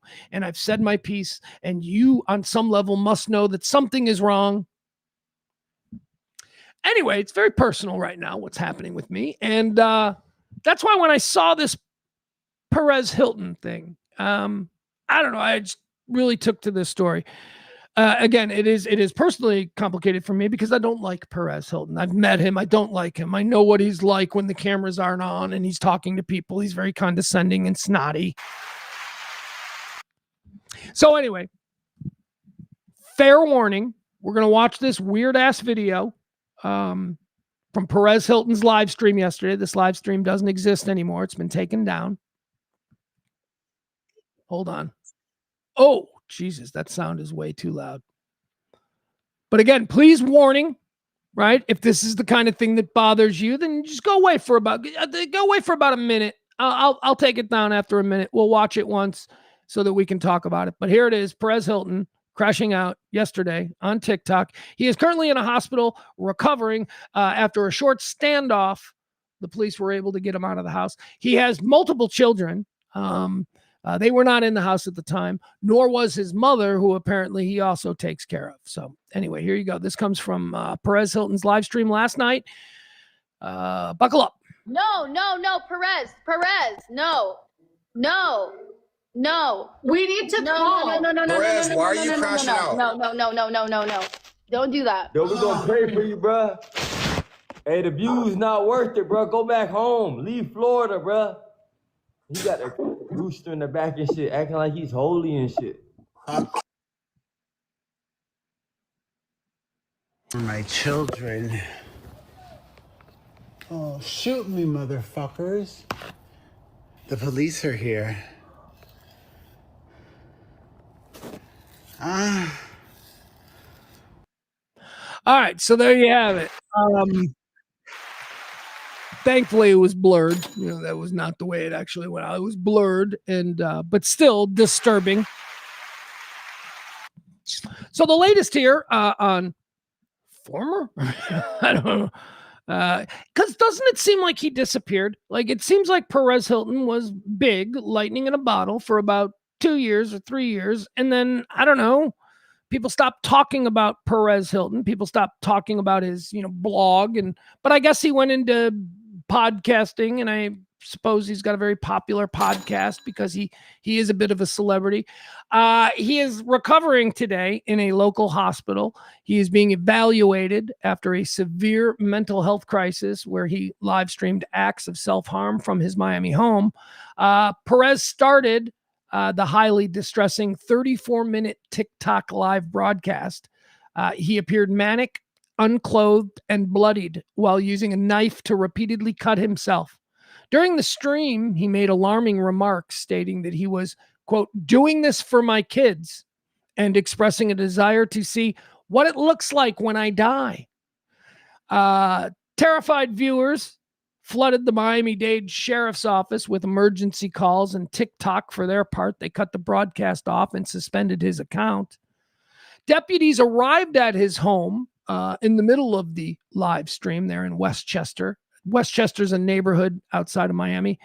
They confirmed with family on the scene when police arrived that Hilton was alone inside, and law enforcement initially utilized a tactical disengagement strategy to de-escalate and prevent further aggravation before successfully getting him out of the house.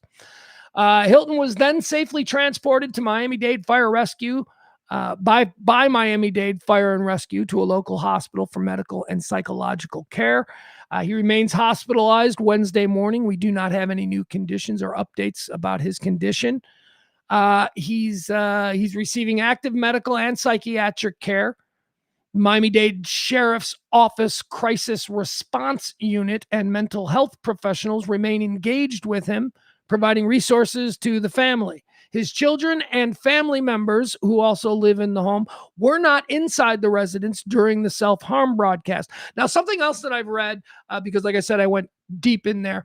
He's a gay man. He's a gay man, but he's got children. He's adopted a bunch of children. He's got 3 kids there, 3 lovely kids. I've seen pictures. He seems to be very comfortable with putting them out there. My kid is 17 years old, and I just posted pictures of him at 17 from a day yesterday on Facebook. We went downtown. I posted pictures of him. He's 17 years old. I posted those pictures, and I thought to myself, I shouldn't be posting pictures of him. I shouldn't do that. Meanwhile, Perez Hilton seems perfectly comfortable throwing his like 4-year-old and 6-year-old. I don't know. I question that. I don't think that needs to be done. He lives with his kids and he takes care of his mother. And apparently they weren't there because he had been, this is again, internet rumor, take this for what it's worth. But the story as to why the kids and the mother were not in the house and he was having this breakdown was because, as is the case, if you know anybody who goes through these kinds of mental struggles, it doesn't just happen at 6:30 on Sunday night. It sometimes starts months earlier where you're like, what the fuck was it? And then it happens again. It happens again. And you see a pattern. And apparently by Thursday of last week, remember this all happened on, was it Sunday or was it? No, I'm sorry. It was last night. Yes. What's the matter with me? Tuesday night. So it was on Sunday. It was on Sunday that other people around him in his universe took the kids and the mother out of the house. So he was left in the house by himself because I imagine the previous few days have been just, I mean, if you've ever been around a crazy person, they will rearrange the furniture so that everything is stacked on top of each other. I mean, it's comical how absurd it is, you know? So he was probably doing those kinds of things. And somebody with, you know, a little bit of influence there in that personal family universe said, let's get the kids and the mom out of here. So they were taken out on Sunday, and that's why he was alone. And a lot of people, while this was going on, were very concerned about the children because he is very, again, as I said, vocal, and he promotes them, and everybody who follows him, anybody who would be watching the Perez Hilton stream on TikTok knows that he has kids. So there was great concern for them, but they seem to be all right. It says this crisis follows a period of extreme stress for Hilton. In March, he survived a 21-day battle with sepsis and a subsequent blood clot surgery. In June, he had just relocated his family from Las Vegas back to Miami. Miami is hometown. That's where he's from. His real name is Laquadero. What is I can't think of his first name. What's his first name? What is Perez Hilton's first name, real name? Okay, his real name is like Mario. That's what it is. Mario Armando Lavandera. Goes by Perez Hilton.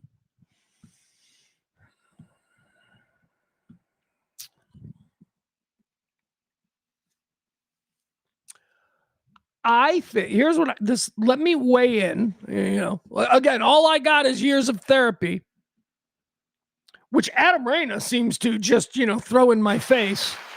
I swear to God, the other day, Adam, I know we get over our shit, but I won't get over you seemingly throwing my mental.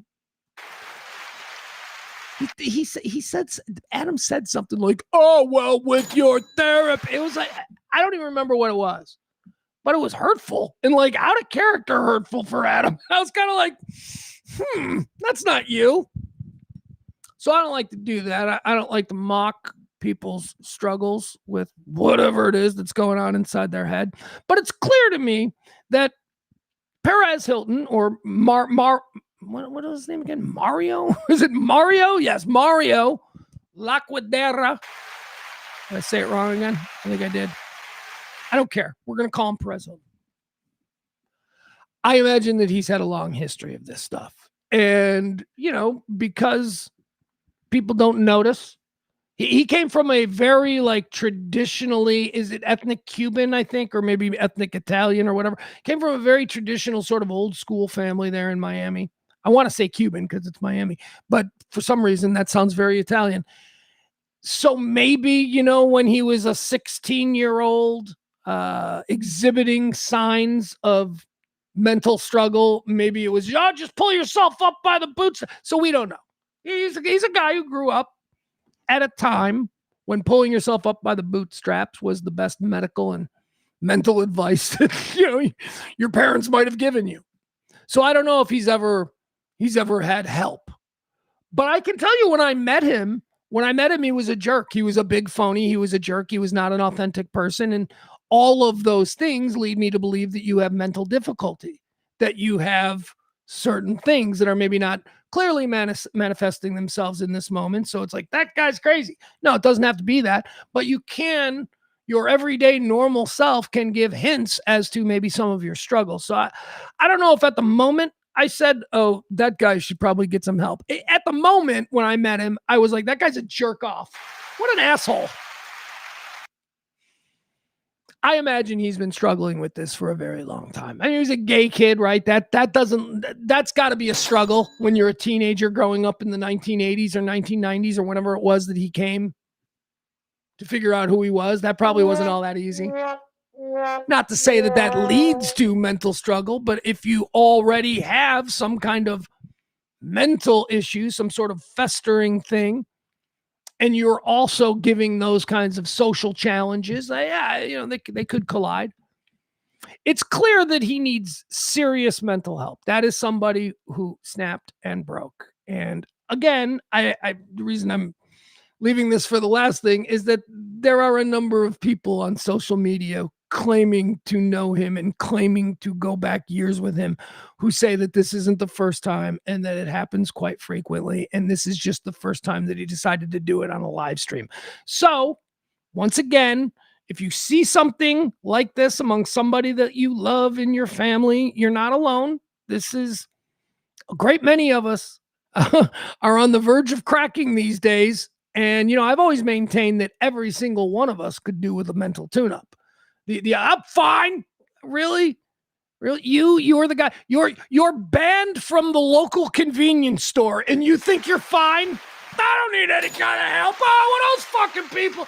You know what I mean? There are all kinds of little things. None of us, thankfully, or at least most of us, aren't as severe as what we saw out of Perez Hilton. But there you go. Best thoughts for a guy that I don't like, because I certainly do encourage everybody to embrace their mental deficiencies and then work towards fixing them. Because, see, that's the thing that I learned about in therapy. See, you don't have to just accept this, right?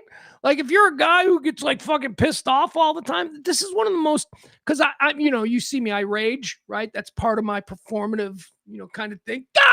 I'll scream and all that. That's controlled. That's all totally controlled and performative so that we can have a little bit of fun and I can be an idiot, right? It wasn't always controlled. There was a great long period of time in my life where if somebody said something that I didn't like, I didn't care where I was, I would call them out right there. The fuck are you talking? You know what I mean? It was aggressive. It was unnecessary. And it was something that I, at the time, thought I couldn't control. I felt righteous in the moment, and it caused a lot of fights, and it had me having difficult relationships with people. And one of the most important things that I learned when I went to therapy for depression, which is a completely different thing, but one of the things that I learned was that I can control that. You can totally control your emotions. You can control. You know how you know this? Because you can control your laughter. Laughter is the most involuntary of our emotional events. Laughter just stop it, you're killing. You can watch the funniest thing that you've ever seen alone in your living room, and you will not laugh once. You will not laugh once. You don't even realize that you can control it. When you're in a social situation with other people, like in a comedy club, you just laugh out loud. You don't do that when you're alone. Sometimes maybe you chuckle to yourself, but you don't do that when you're at home alone. So that's how it was explained to me. She said, well, let's look at laughter. You can control it. And once you realize that you can control your rage, you can control your sadness, you can control your joy, you can control all of that things, you can be on your way to having a better life. And I'm not going to sit here and preach and tell you how to do it. I'm just saying that those are the kinds of tools that I learned. I am half the dickhead that I used to be. I really am. Because you can control it. Choice therapy. Look into it. All right. We're wishing Perez Hilton we're hoping that maybe he gets other people to get help. Because I think, he's getting help. He's getting help because he crossed the Rubicon, and they, there's you can seek help and then they come get you. And they got him. The goal is to seek help before they come get you. So good luck to all of us out here. Let me see. Yeah. I'm sorry. Before we move on, one more thing about the Perez Hilton thing. Remember, I was saying that on Sunday, his people, somebody like an agent or somebody, they came in, they got the family, they got the kids, and they got the mom. Like, just come. We're gonna let him go be alone in his house for a while and see what happens. But we're gonna make sure you guys are safe. So they got the kids and the mom out of the house on Sunday. It was last night that he did this live stream where he was self-harming, and now he's in a hospital. However, I did say that I suspect, just being around crazy people, that there were probably things that he'd been doing recently that would now, in retrospect, make a reasonable person go, huh, that's odd. Well, like this. Okay, this is, I guess, last week. This is a video that he made last week. And by the way, this particular, where is it? Yes. This particular video of Perez Hilton from last week before his crash out. This is standard. This is standard for crazy people. Please, this is not a shot against the faithful. This is not a shot against religion. I have high levels of respect for people of faith. To me, I see faith and a dedication to faith as just another form of therapy. It's the tool or the crutch, if you want to be a bit snarky, that you've chosen to help you navigate your life. So I feel about it. Just don't tell me that I have to use your tools to get through, because I found other tools that are effective for me. But one of the things that is an indicator that somebody is slipping mentally is a sudden either conversion to God or a rejection of God. Like, if you have always been you're a church-going man and you're a church-going family, and all of a sudden you're like, there's no God, I'm not going to church anymore. Like, right? It's an indication of a severe shift in who you are. It works the same way. It is more common this way. Suddenly, your friend who is not religious at all, maybe raised in the church, but doesn't go to church or anything like that, your friend suddenly becomes religious, suddenly starts talking, I recently found Jesus. And again, that is not to say that everybody who is born again or who comes to Jesus or Buddha or whatever late in life, that is not to say that all of those people are experiencing some kind of a mental break. It's not. But it might be. I mean, because that's a very serious thing to just suddenly at 48 go, you know what? I don't think God is real after all. You know what? I think God is real. My whole life I've been an atheist, but now thinking about it last night, and I'm totally down with God. So this is Perez Hilton, the godless, homosexual, West Coast Hollywood parasite blogger. This was him last week, and shocked a bunch of his fans, but here we go. So much to be thankful for. All right, we can kill this music. Look, I got a roof. All right. So it's playing some weird song. It's a stupid song. This is a TikTok video, but watch this guy. This is a week ago. This is why people came to his house and got his children and his mother safely away from him before he did what he did last night. It says here, the devil is trying to bring me down. The music is like some bad song. Old me would be floundering right now, flailing. I know God now, and I love it. I mean, this is, again, godless, Hollywood, homosexual. I just say that because, that's like, they're bad. Homosexuals, God doesn't love. This is all just a very weird sort of change for him. I know God now, and I love him. Knowing God and having faith are two different things, though.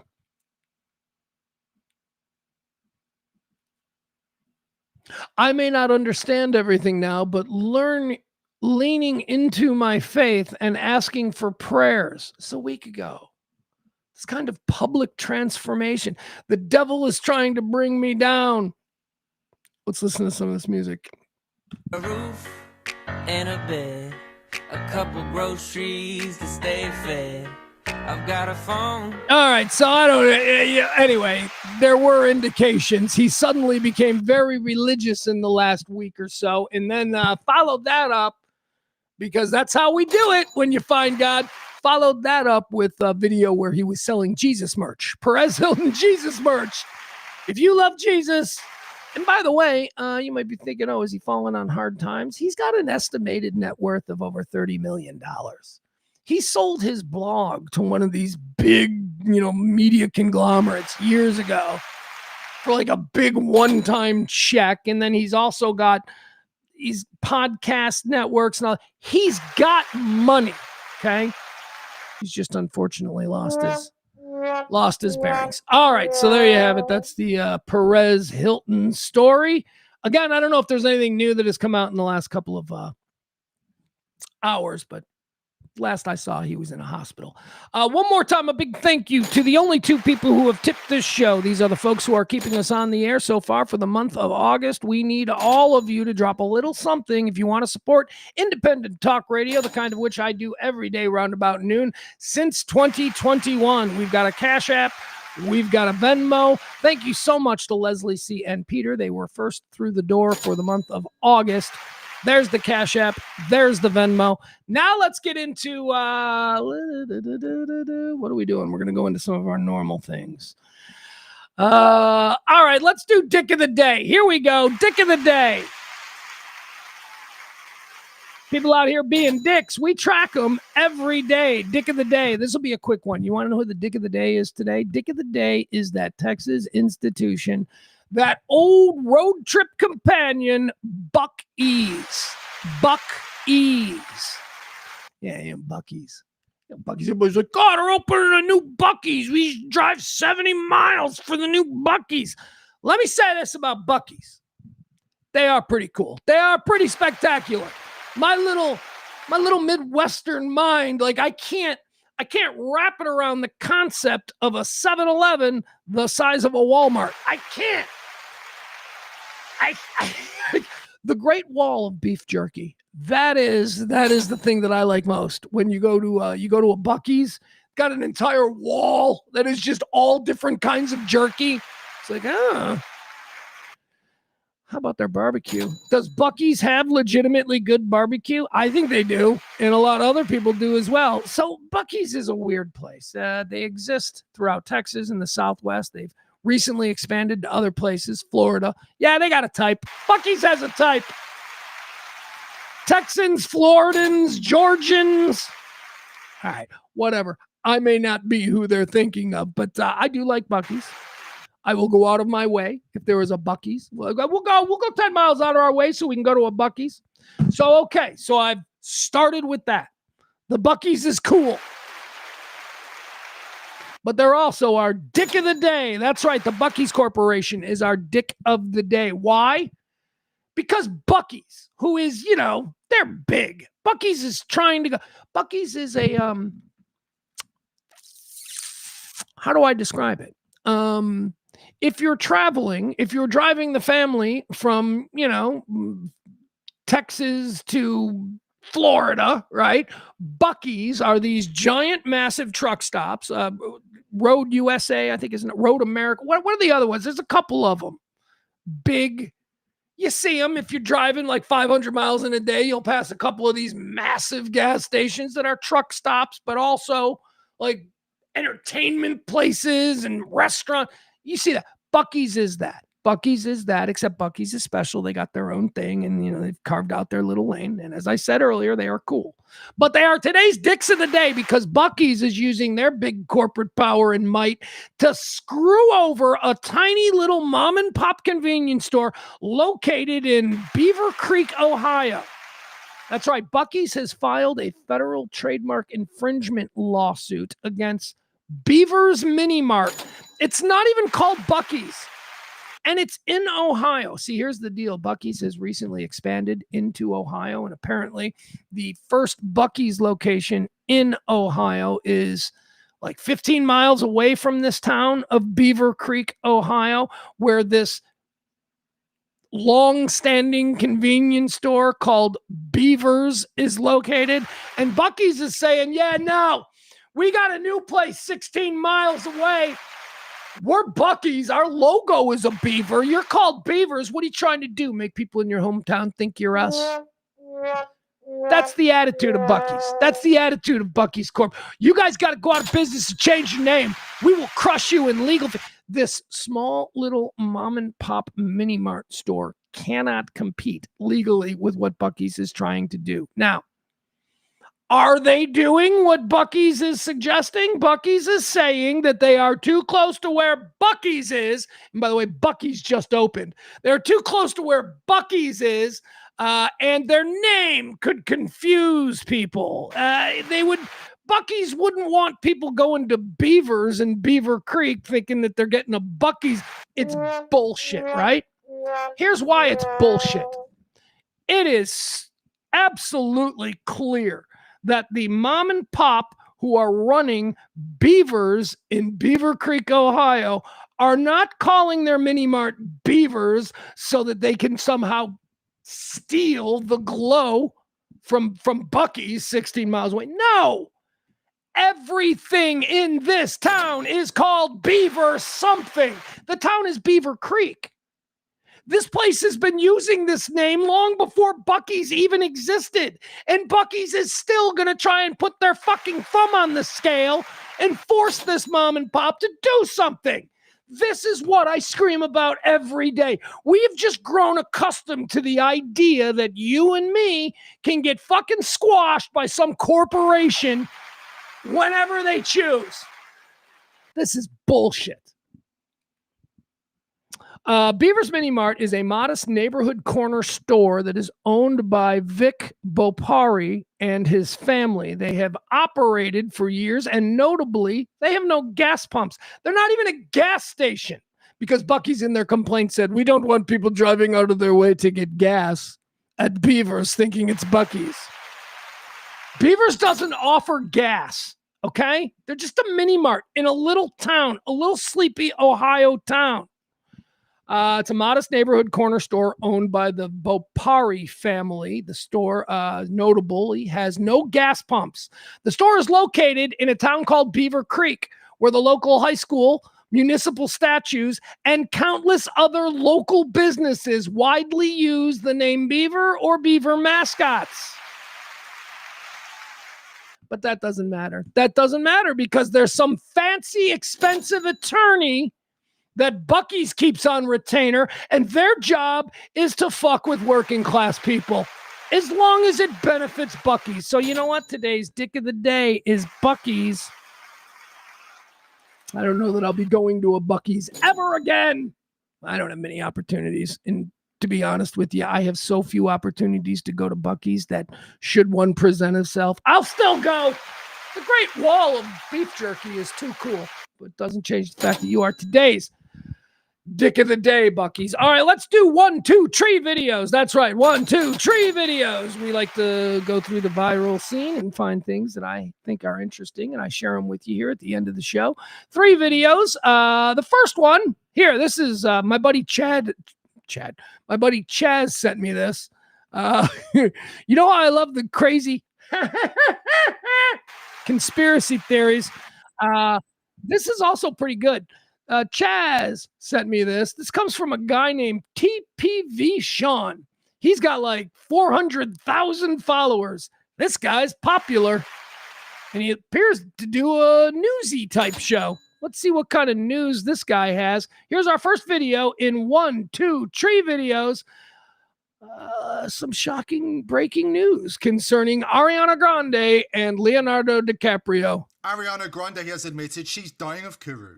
In a harrowing conversation with Alicia Silverstone, Ariana named her killer, Leonardo DiCaprio, Hollywood's most protected predator. And according to Grande, A Kuru super. All right, okay, so obviously this is bullshit, right? The big story is that Ariana Grande went on Alicia Silverstone's podcast and talked about how during the filming of Don't Look Up, the only time that anyone knows Ariana Grande and Leonardo DiCaprio were near each other, they were in that movie together. Not even necessarily together, but they were in that movie. During the filming of Don't Look Up, Ariana Grande reportedly, according to this guy, reportedly said on a podcast that I'm sure you can find and go listen to anywhere with Alicia Silverstone that Leonardo DiCaprio made her eat a dead baby, made her eat a dead baby in a ritualistic way. And dude here, he says that that's why Ariana Grande looks so bad. Ariana Grande looks bad. Ariana, I don't know if you've seen her. Look at her right there. I don't know if you've seen her. She looks bad. She used to be uncomfortably hot. Like I used to look at Ariana Grande and go, that's uncomfortably hot. I'm going to move on. Because she's tiny. You know, typically with me, I like a woman, you know, like a lady. Look at that lady. Curvy. She was very pretty and very overly sexual, and it just was an uncomfortable thing because she looked very young to me. Anyway, point is this. Ariana Grande did not go on Alicia Silverstone's podcast and say to Alicia Silverstone that Leonardo DiCaprio made her eat dead babies, and now she looks so fucked up and she's dying of Kuru. Do you know what Kuru is, by the way? I had to look it up. Kuru is something, if you know what Kuru is, you're a weirdo. And now I'm making you all weirdos because I'm going to tell you what it is. Apparently Kuru, and this is like a big weird underground conspiracy theory, right-wing liberals eating babies kind of bullshit. Kuru is known among those fucking whack jobs because it's a disease that has been eradicated for like 100 years. It was a disease that was cannibals. Well, you know, when we still had cannibal tribes in like Africa would eat human flesh, and then on occasion they would get this disease called Kuru. It's basically mad cow disease. It's mad cow disease for humans. It was eradicated like 100 years ago. It's not a thing, but because it's cannibal disease, they're now bringing it back in these weird conspiracy circles, and that's why Ariana Grande is so skinny. She's dying of Kuru, which she caught when Leonardo DiCaprio made her eat a dead baby on the set of Don't Look Up. Now, here's the last thing that I want to mention about this, because this has been a long-standing rule of mine since the mid-90s when every late-night pitch salesman was Australian or New Zealanders. You can't trust these people. This guy, listen to this guy. If they have this accent, this ain't an Englishman. This dude's like Australian or New Zealand or something. Listen, if you hear any information coming out with this accent, don't believe it. Ariana Grande has admitted she's dying of Kuru. In a harrowing conversation with... Whether they are promising to sell you a stain remover that is making miracles or explaining to you why Ariana Grande looks like she's dying. If they have this accent, it's bullshit. 100% of the time. This is the accent of liars. Alicia Silverstone. Ariana named her killer Leonardo DiCaprio, Hollywood's most protected predator. And according to Grande, of course, a Kuru we all know. superspreader who's been feeding on the industry's youngest for decades. Yeah, there you go. Anyway, that's fine. Kuru. That's why Ariana Grande looks so messed up. It's not like, you know, it's not that she's been existing on like vitamins and prescription medications for the last 10 years. No. She doesn't eat. She takes vitamins. And her doctor gives her shots to make her perform. That's why she looks like that. Kuru. She's dying of the cannibal disease, and she got it from Leonardo DiCaprio. All right, that's number one in our 1, 2, 3 videos. Just if you take anything away from that story, ladies and gentlemen, please just take away that never believe anything that comes out of anyone who's speaking with that accent. New Zealanders are bullshitters. Australians are bullshitters. Wonderful people. Don't get me wrong. I mean, they're fun. They're fun people. But Don't buy anything. If somebody's trying to sell you something and they've got an Australian accent or a New Zealand accent, and quite frankly, you're not expected to know the difference. But if it's any of those two, you got to get out. You got to get out. All right, video number 2 here. This is a weird one. This comes to us from the streets of New York. You know, we spent the whole day yesterday, me and my son, Ferris Bueller in our ass around downtown Chicago. It was fun. We had a great time. Crowds, you know, I mean, it's like 1 o'clock in the afternoon in the middle of downtown Chicago on a Tuesday. I used to live in the middle of downtown Dallas, and I'm like, hundreds of thousands of people, you know, traffic, people hustling, bustling. It is such a thriving city. And we had such a good time. We went all over the museums. We rode bikes and all that kind of stuff. Chicago, I'm currently in a fight with somebody on Twitter. Chicago's the best summertime city in America. And a friend of mine from New York is like, no, it's not. And I'm like, well, New York is cool. And he's like, New York is so much better. I'm like, nah, hot garbage. You guys smell like hot garbage all summer, so stop it. And you know what his response was? Do you know what the New Yorker's response to me when I said his city smells like hot garbage in the summer? His response was, not the entire city. Not the entire city. So you admit the city of New York reeks of hot garbage all summer long. This happened in New York City. It doesn't only reek of hot garbage, it also might apparently reek of goats. Let me show you this video. So a dude was walking his pet goat down the street in New York City. Look at that thing. I'm not saying there's anything wrong with goats, but I do believe there's probably something wrong with anybody who wants to own a goat in New York City. He got himself arrested. He didn't go easy. Is this him? Is this the goat guy? Is this part of his brand? Like, does he really love goats? Or is he just like, man, I need to stick out. I need people. I'm going to be the goat guy. Is that what he is?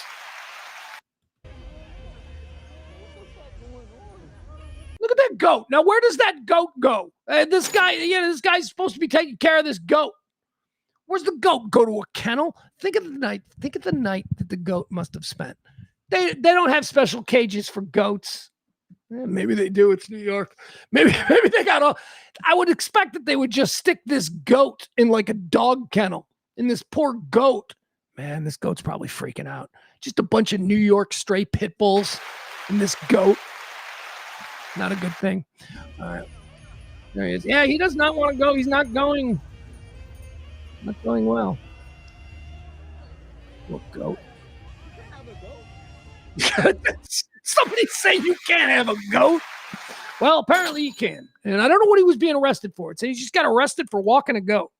Maybe that's it. Maybe he's arrested because you can't have a goat. Could I walk a cow down the street in New York City, or would I get arrested? If I'm being honest, probably depends on the color of my skin. It really does. I imagine as a white guy, I could probably walk around New York doing anything as long as I look like I took a shower today and that I own my own car. If I look like that, then I'm pretty sure I could probably get away with anything in this country. But if I look like that guy and I'm pulling a goat, they're like, let's go investigate. Let's see what's going on here. All right, that's number two. Number 2 of our 1, 2, 3 videos. We've seen Ariana Grande and some Australian guy tell us that she looks like she's dying because Leonardo DiCaprio made her eat a baby. And now she's got Kuru, which is the cannibal's disease. All right, we saw that one. Just watched a guy arrested in New York City for walking a goat. So we're going to end with our 3rd video. Here we go. Let's go to the world of sports. This is Shaquille O'Neal. Shaquille O'Neal apparently is still out there dunking basketballs. He's 55, 54 years old, something like that. Came out of the stands at some kind of basketball event and decided to throw down, show a check. Whoa. Hold on.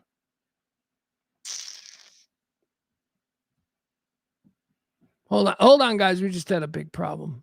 There we go. All right, I think we're back now. All right, this is Shaq coming off the bench. He's in street clothes, but he's going to show that he can still throw down. That's right. Shaq, 54 years old. Can he dunk? Let's watch. Here we go.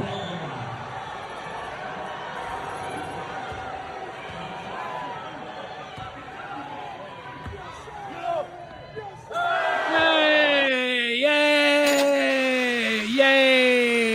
7'12" freak at 54 can still get his feet like half an inch off the ground. Shaq dunking is not impressive. He's going to be able to dunk at 80 because he's like 7'13" or whatever he is. He's very tall. Anyway, I do want, look at that. Oh, wow. Look at that. Like a close-up of Shaq's dick. Shaq's. All right, there he is, Shaq. I got a thought on Shaq. And it's a bit controversial, so please bear with me.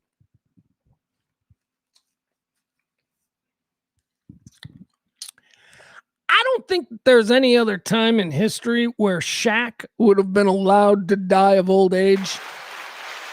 I don't.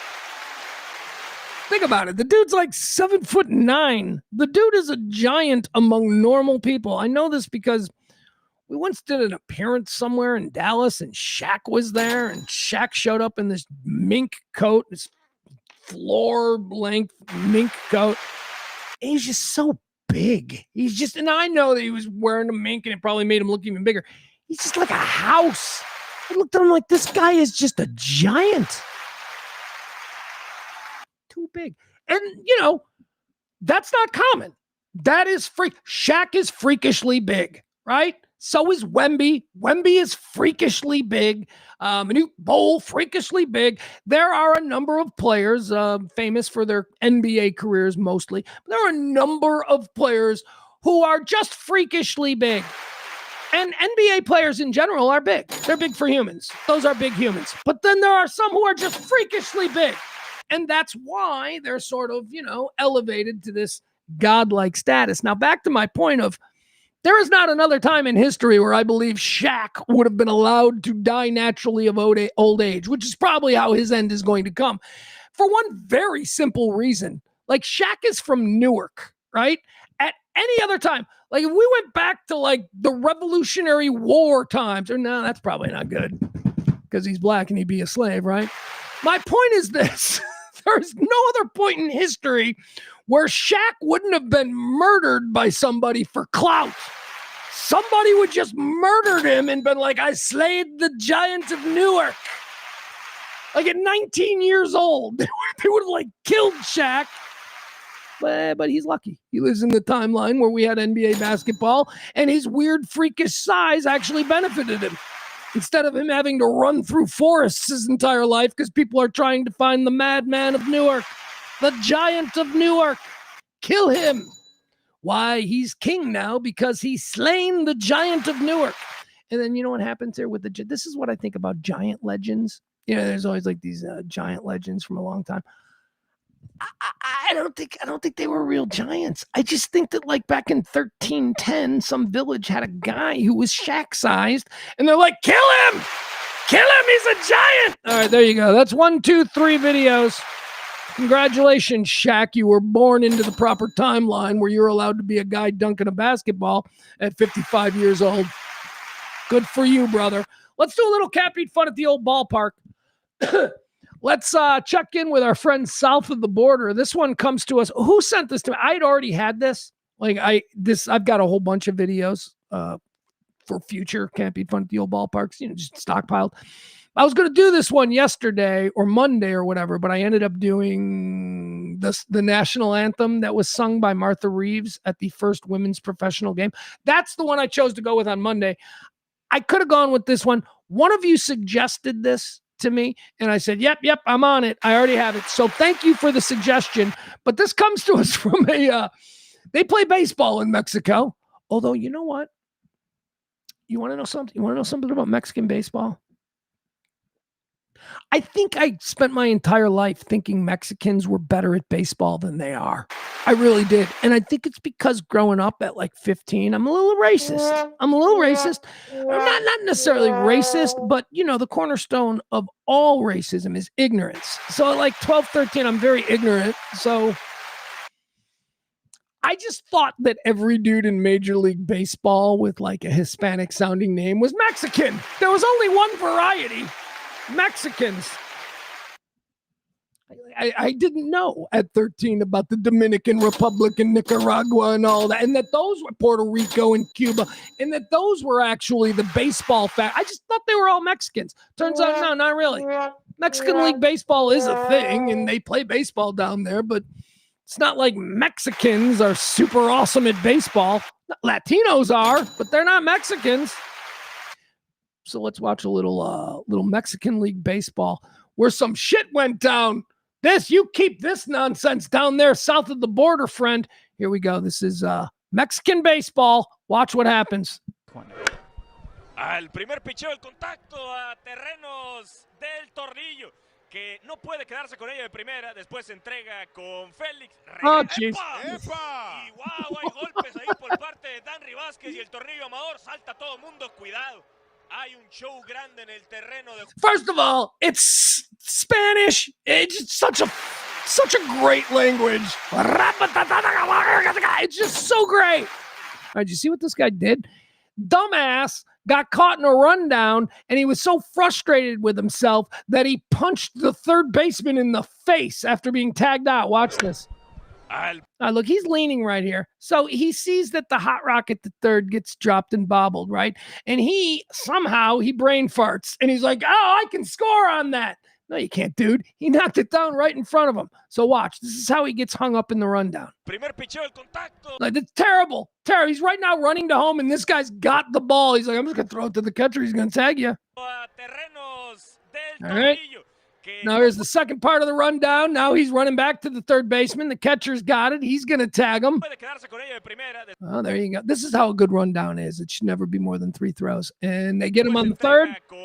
Boom. There you go. All right. So he's out. How embarrassing for you, guy number 3, or is that 13? Number 3 in white. How embarrassing. How are you going to react? Like that. You just floored him. Oh, my God. ¡Epa!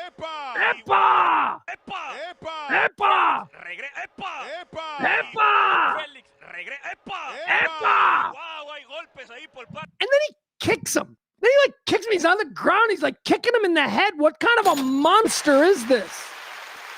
Anyway, and all hell breaks loose. Mexican baseball.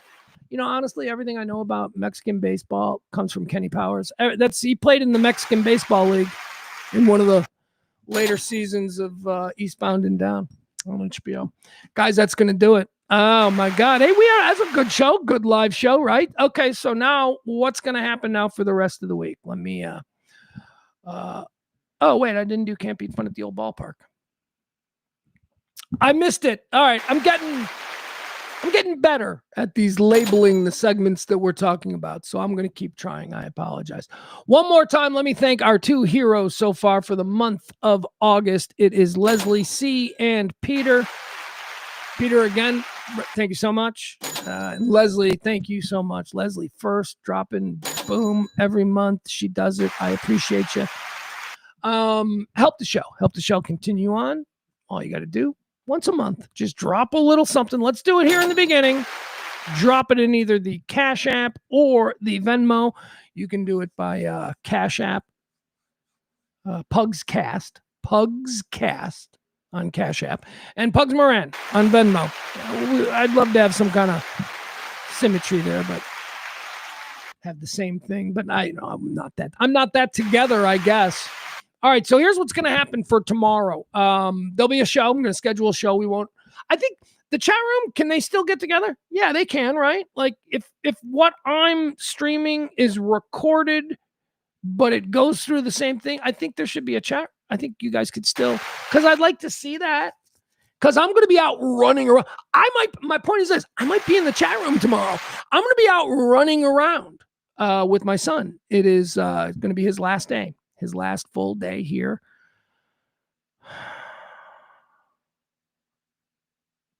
I'm okay with it. I'm okay. It's just there's a sadness. I'm okay with it. I know he's not staying here forever, and he's got a life and all that stuff back home, and kind of gotten used to him though. I've kind of gotten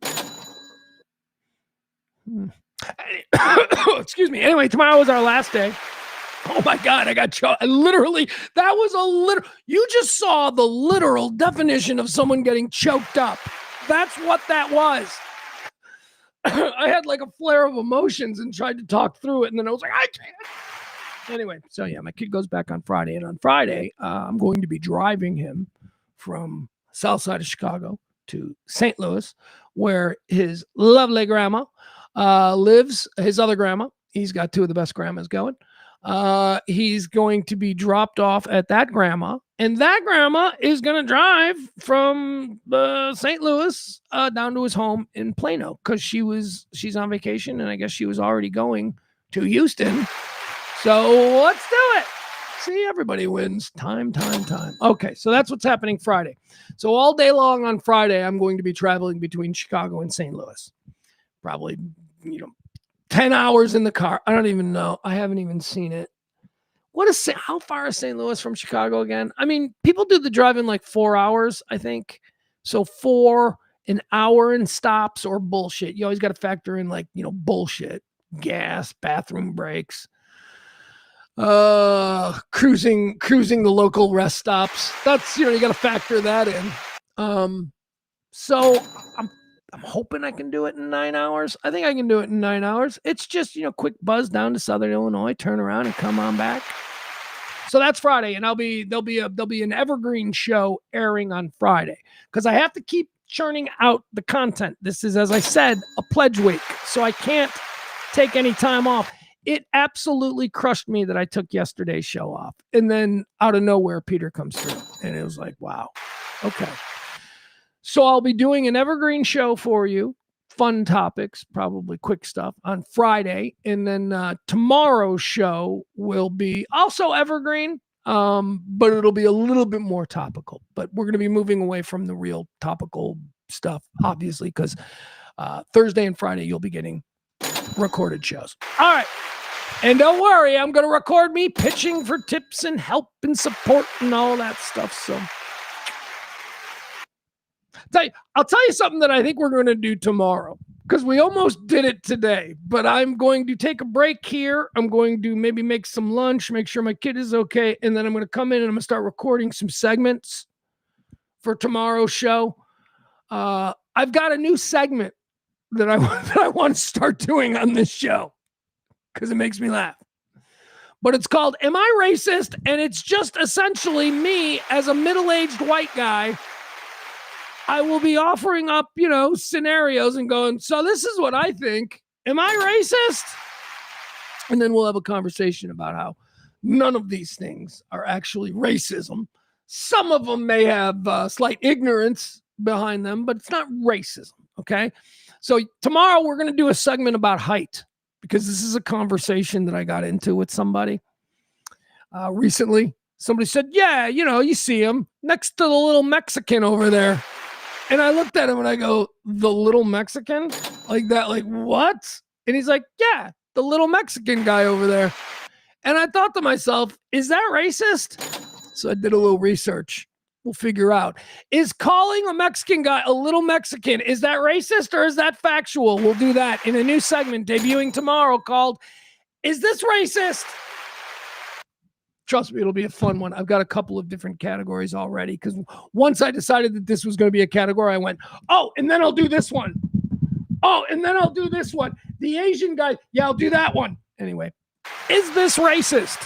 A brand new segment that'll be debuting tomorrow. So please like, follow, subscribe. Again, support the show with a tip if you can. Tomorrow, like I said, I hope there's a chat room component to the recorded show. I can't imagine why there wouldn't be. Maybe there's not. I don't know how that works. You know what? Anyway, at the very least, I will be watching. I will be watching tomorrow's show and, anyway, whatever. Don't care.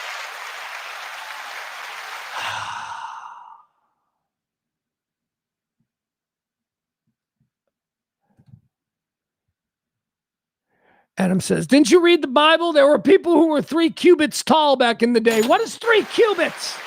I don't know what 3 cubits are, Adam. I don't know. I'll tell you what, Adam does know this. This is for real. New York is also humid as F. We were talking about my argument with a friend of mine who lives in New York, and he's like, no, New York is the best summer city. And I'm like, your whole city smells like hot garbage. My city is beautiful. My city is nothing but parks. There's no industry on the waterfront. We have beaches. We have beautiful glass buildings. We have a museum campus. We have everything in one place. The fuck you talking about in New York? And he's like,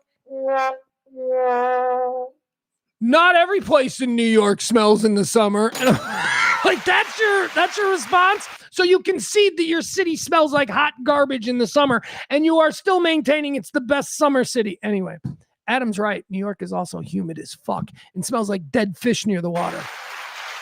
Blech. So tomorrow's show, Friday, we're going to be doing the drive down. Tomorrow's show, we're going to the Museum of Science Industry, and we're going to be exploring the University of Chicago, Hyde Park, Chicago tomorrow. And hopefully maybe the boy will get a little bit of I want him to go to the University of Chicago. He's got the grades. He absolutely has the grades. He can get it. It's really expensive. But there's a couple of things we can do because Dad's a loser. Dad's a loser. Dad qualifies for shit. So I want to take him to the University of Chicago tomorrow, the Museum of Science and Industry, and maybe, dare we, the Obama Presidential Library. Oh my. Yeah, I want to see that. I want to see that thing. I don't know if I want to pay to go in. I'm probably not going to pay to go in, but I do want to go, check out the grounds and all that because it does look pretty cool. Oh, I'm sorry. Unless you hate Obama. If you already hate Obama, then it's the ugliest building you've ever seen. If you are a fan of brutalist architecture, such as me, it's fucking baller. But okay, no, I get it. There's a lot of cloudy, judgment there when you look at President Obama's library building. Typical. He sucked at everything, and now he's got a sucky, ugly building. That building's fucking baller. That building is cool. Brutalism. Look it up. I love brutalist architecture. I love it. All right. That's it. Adam says, thanks for doing what a podcast called Yo, Is This Racist did 15 years ago. Oh, look. Oh, yeah. Okay. Sorry, guys. We're not doing that bit now. Sorry. You're right. I won't record it for tomorrow. But in the recording, so we can all know what a fucking pisshead Adam is, tomorrow during the recording, when I would have done that bit, I'm going to say I was going to do a bit, but I'm not going to do it now because Adam doesn't approve. The fuck you I'm sorry, Adam. I don't know everything you know. What a fucking dicky thing to say. That on the heels of making fun of my fucking therapy. The fuck has happened to Adam? God damn. That's nonsense. None of what I just said there is true. I'm just trying to hurt Adam because I know as a liberal, he'll be like, I would never make fun of your therapy. It's a little bit of a mind fuck. Some of it's true. Some of it's not. It's up to Adam to figure out what is and what isn't. Peter says tomorrow sounds fun. It does. Very excited about tomorrow. Tomorrow's going to be fun. Tomorrow's going to be fun. I love the Museum of Science and Industry in Chicago. For my money, it is the best museum in the world, not named the Smithsonian. Smithsonian's the best museum in the world. I've been to the British Museum. A lot of people will tell you the British Museum in London is the best museum in the world. I would say, Smithsonian. Smithsonian's got Fonzie's jacket and Archie Bunker's chair. What do they got at the British Museum? Like the original cornerstone for the pyramid? Boring. I want to touch Fonzie's jacket. I love the Smithsonian. But next to the Smithsonian on my list of favorite museums is the Museum of Science and Industry in Chicago. It is so cool. You got a coal mine. You can go in a coal mine. They built an entire, just because it's science and industry, they built a legitimate working coal mine underneath the build. So you go in a coal mine. It's a whole coal mine experience. That's cool. You know what else they got at the Museum of Science and Industry that we're going to tour? I've toured it like 15 times because I can't go to this museum without doing this. But they've got a captured Nazi U-boat sub, and you can walk through it, and you can check it out. Oh, big Nazi swastikas everywhere. And it's totally appropriate because it's educational.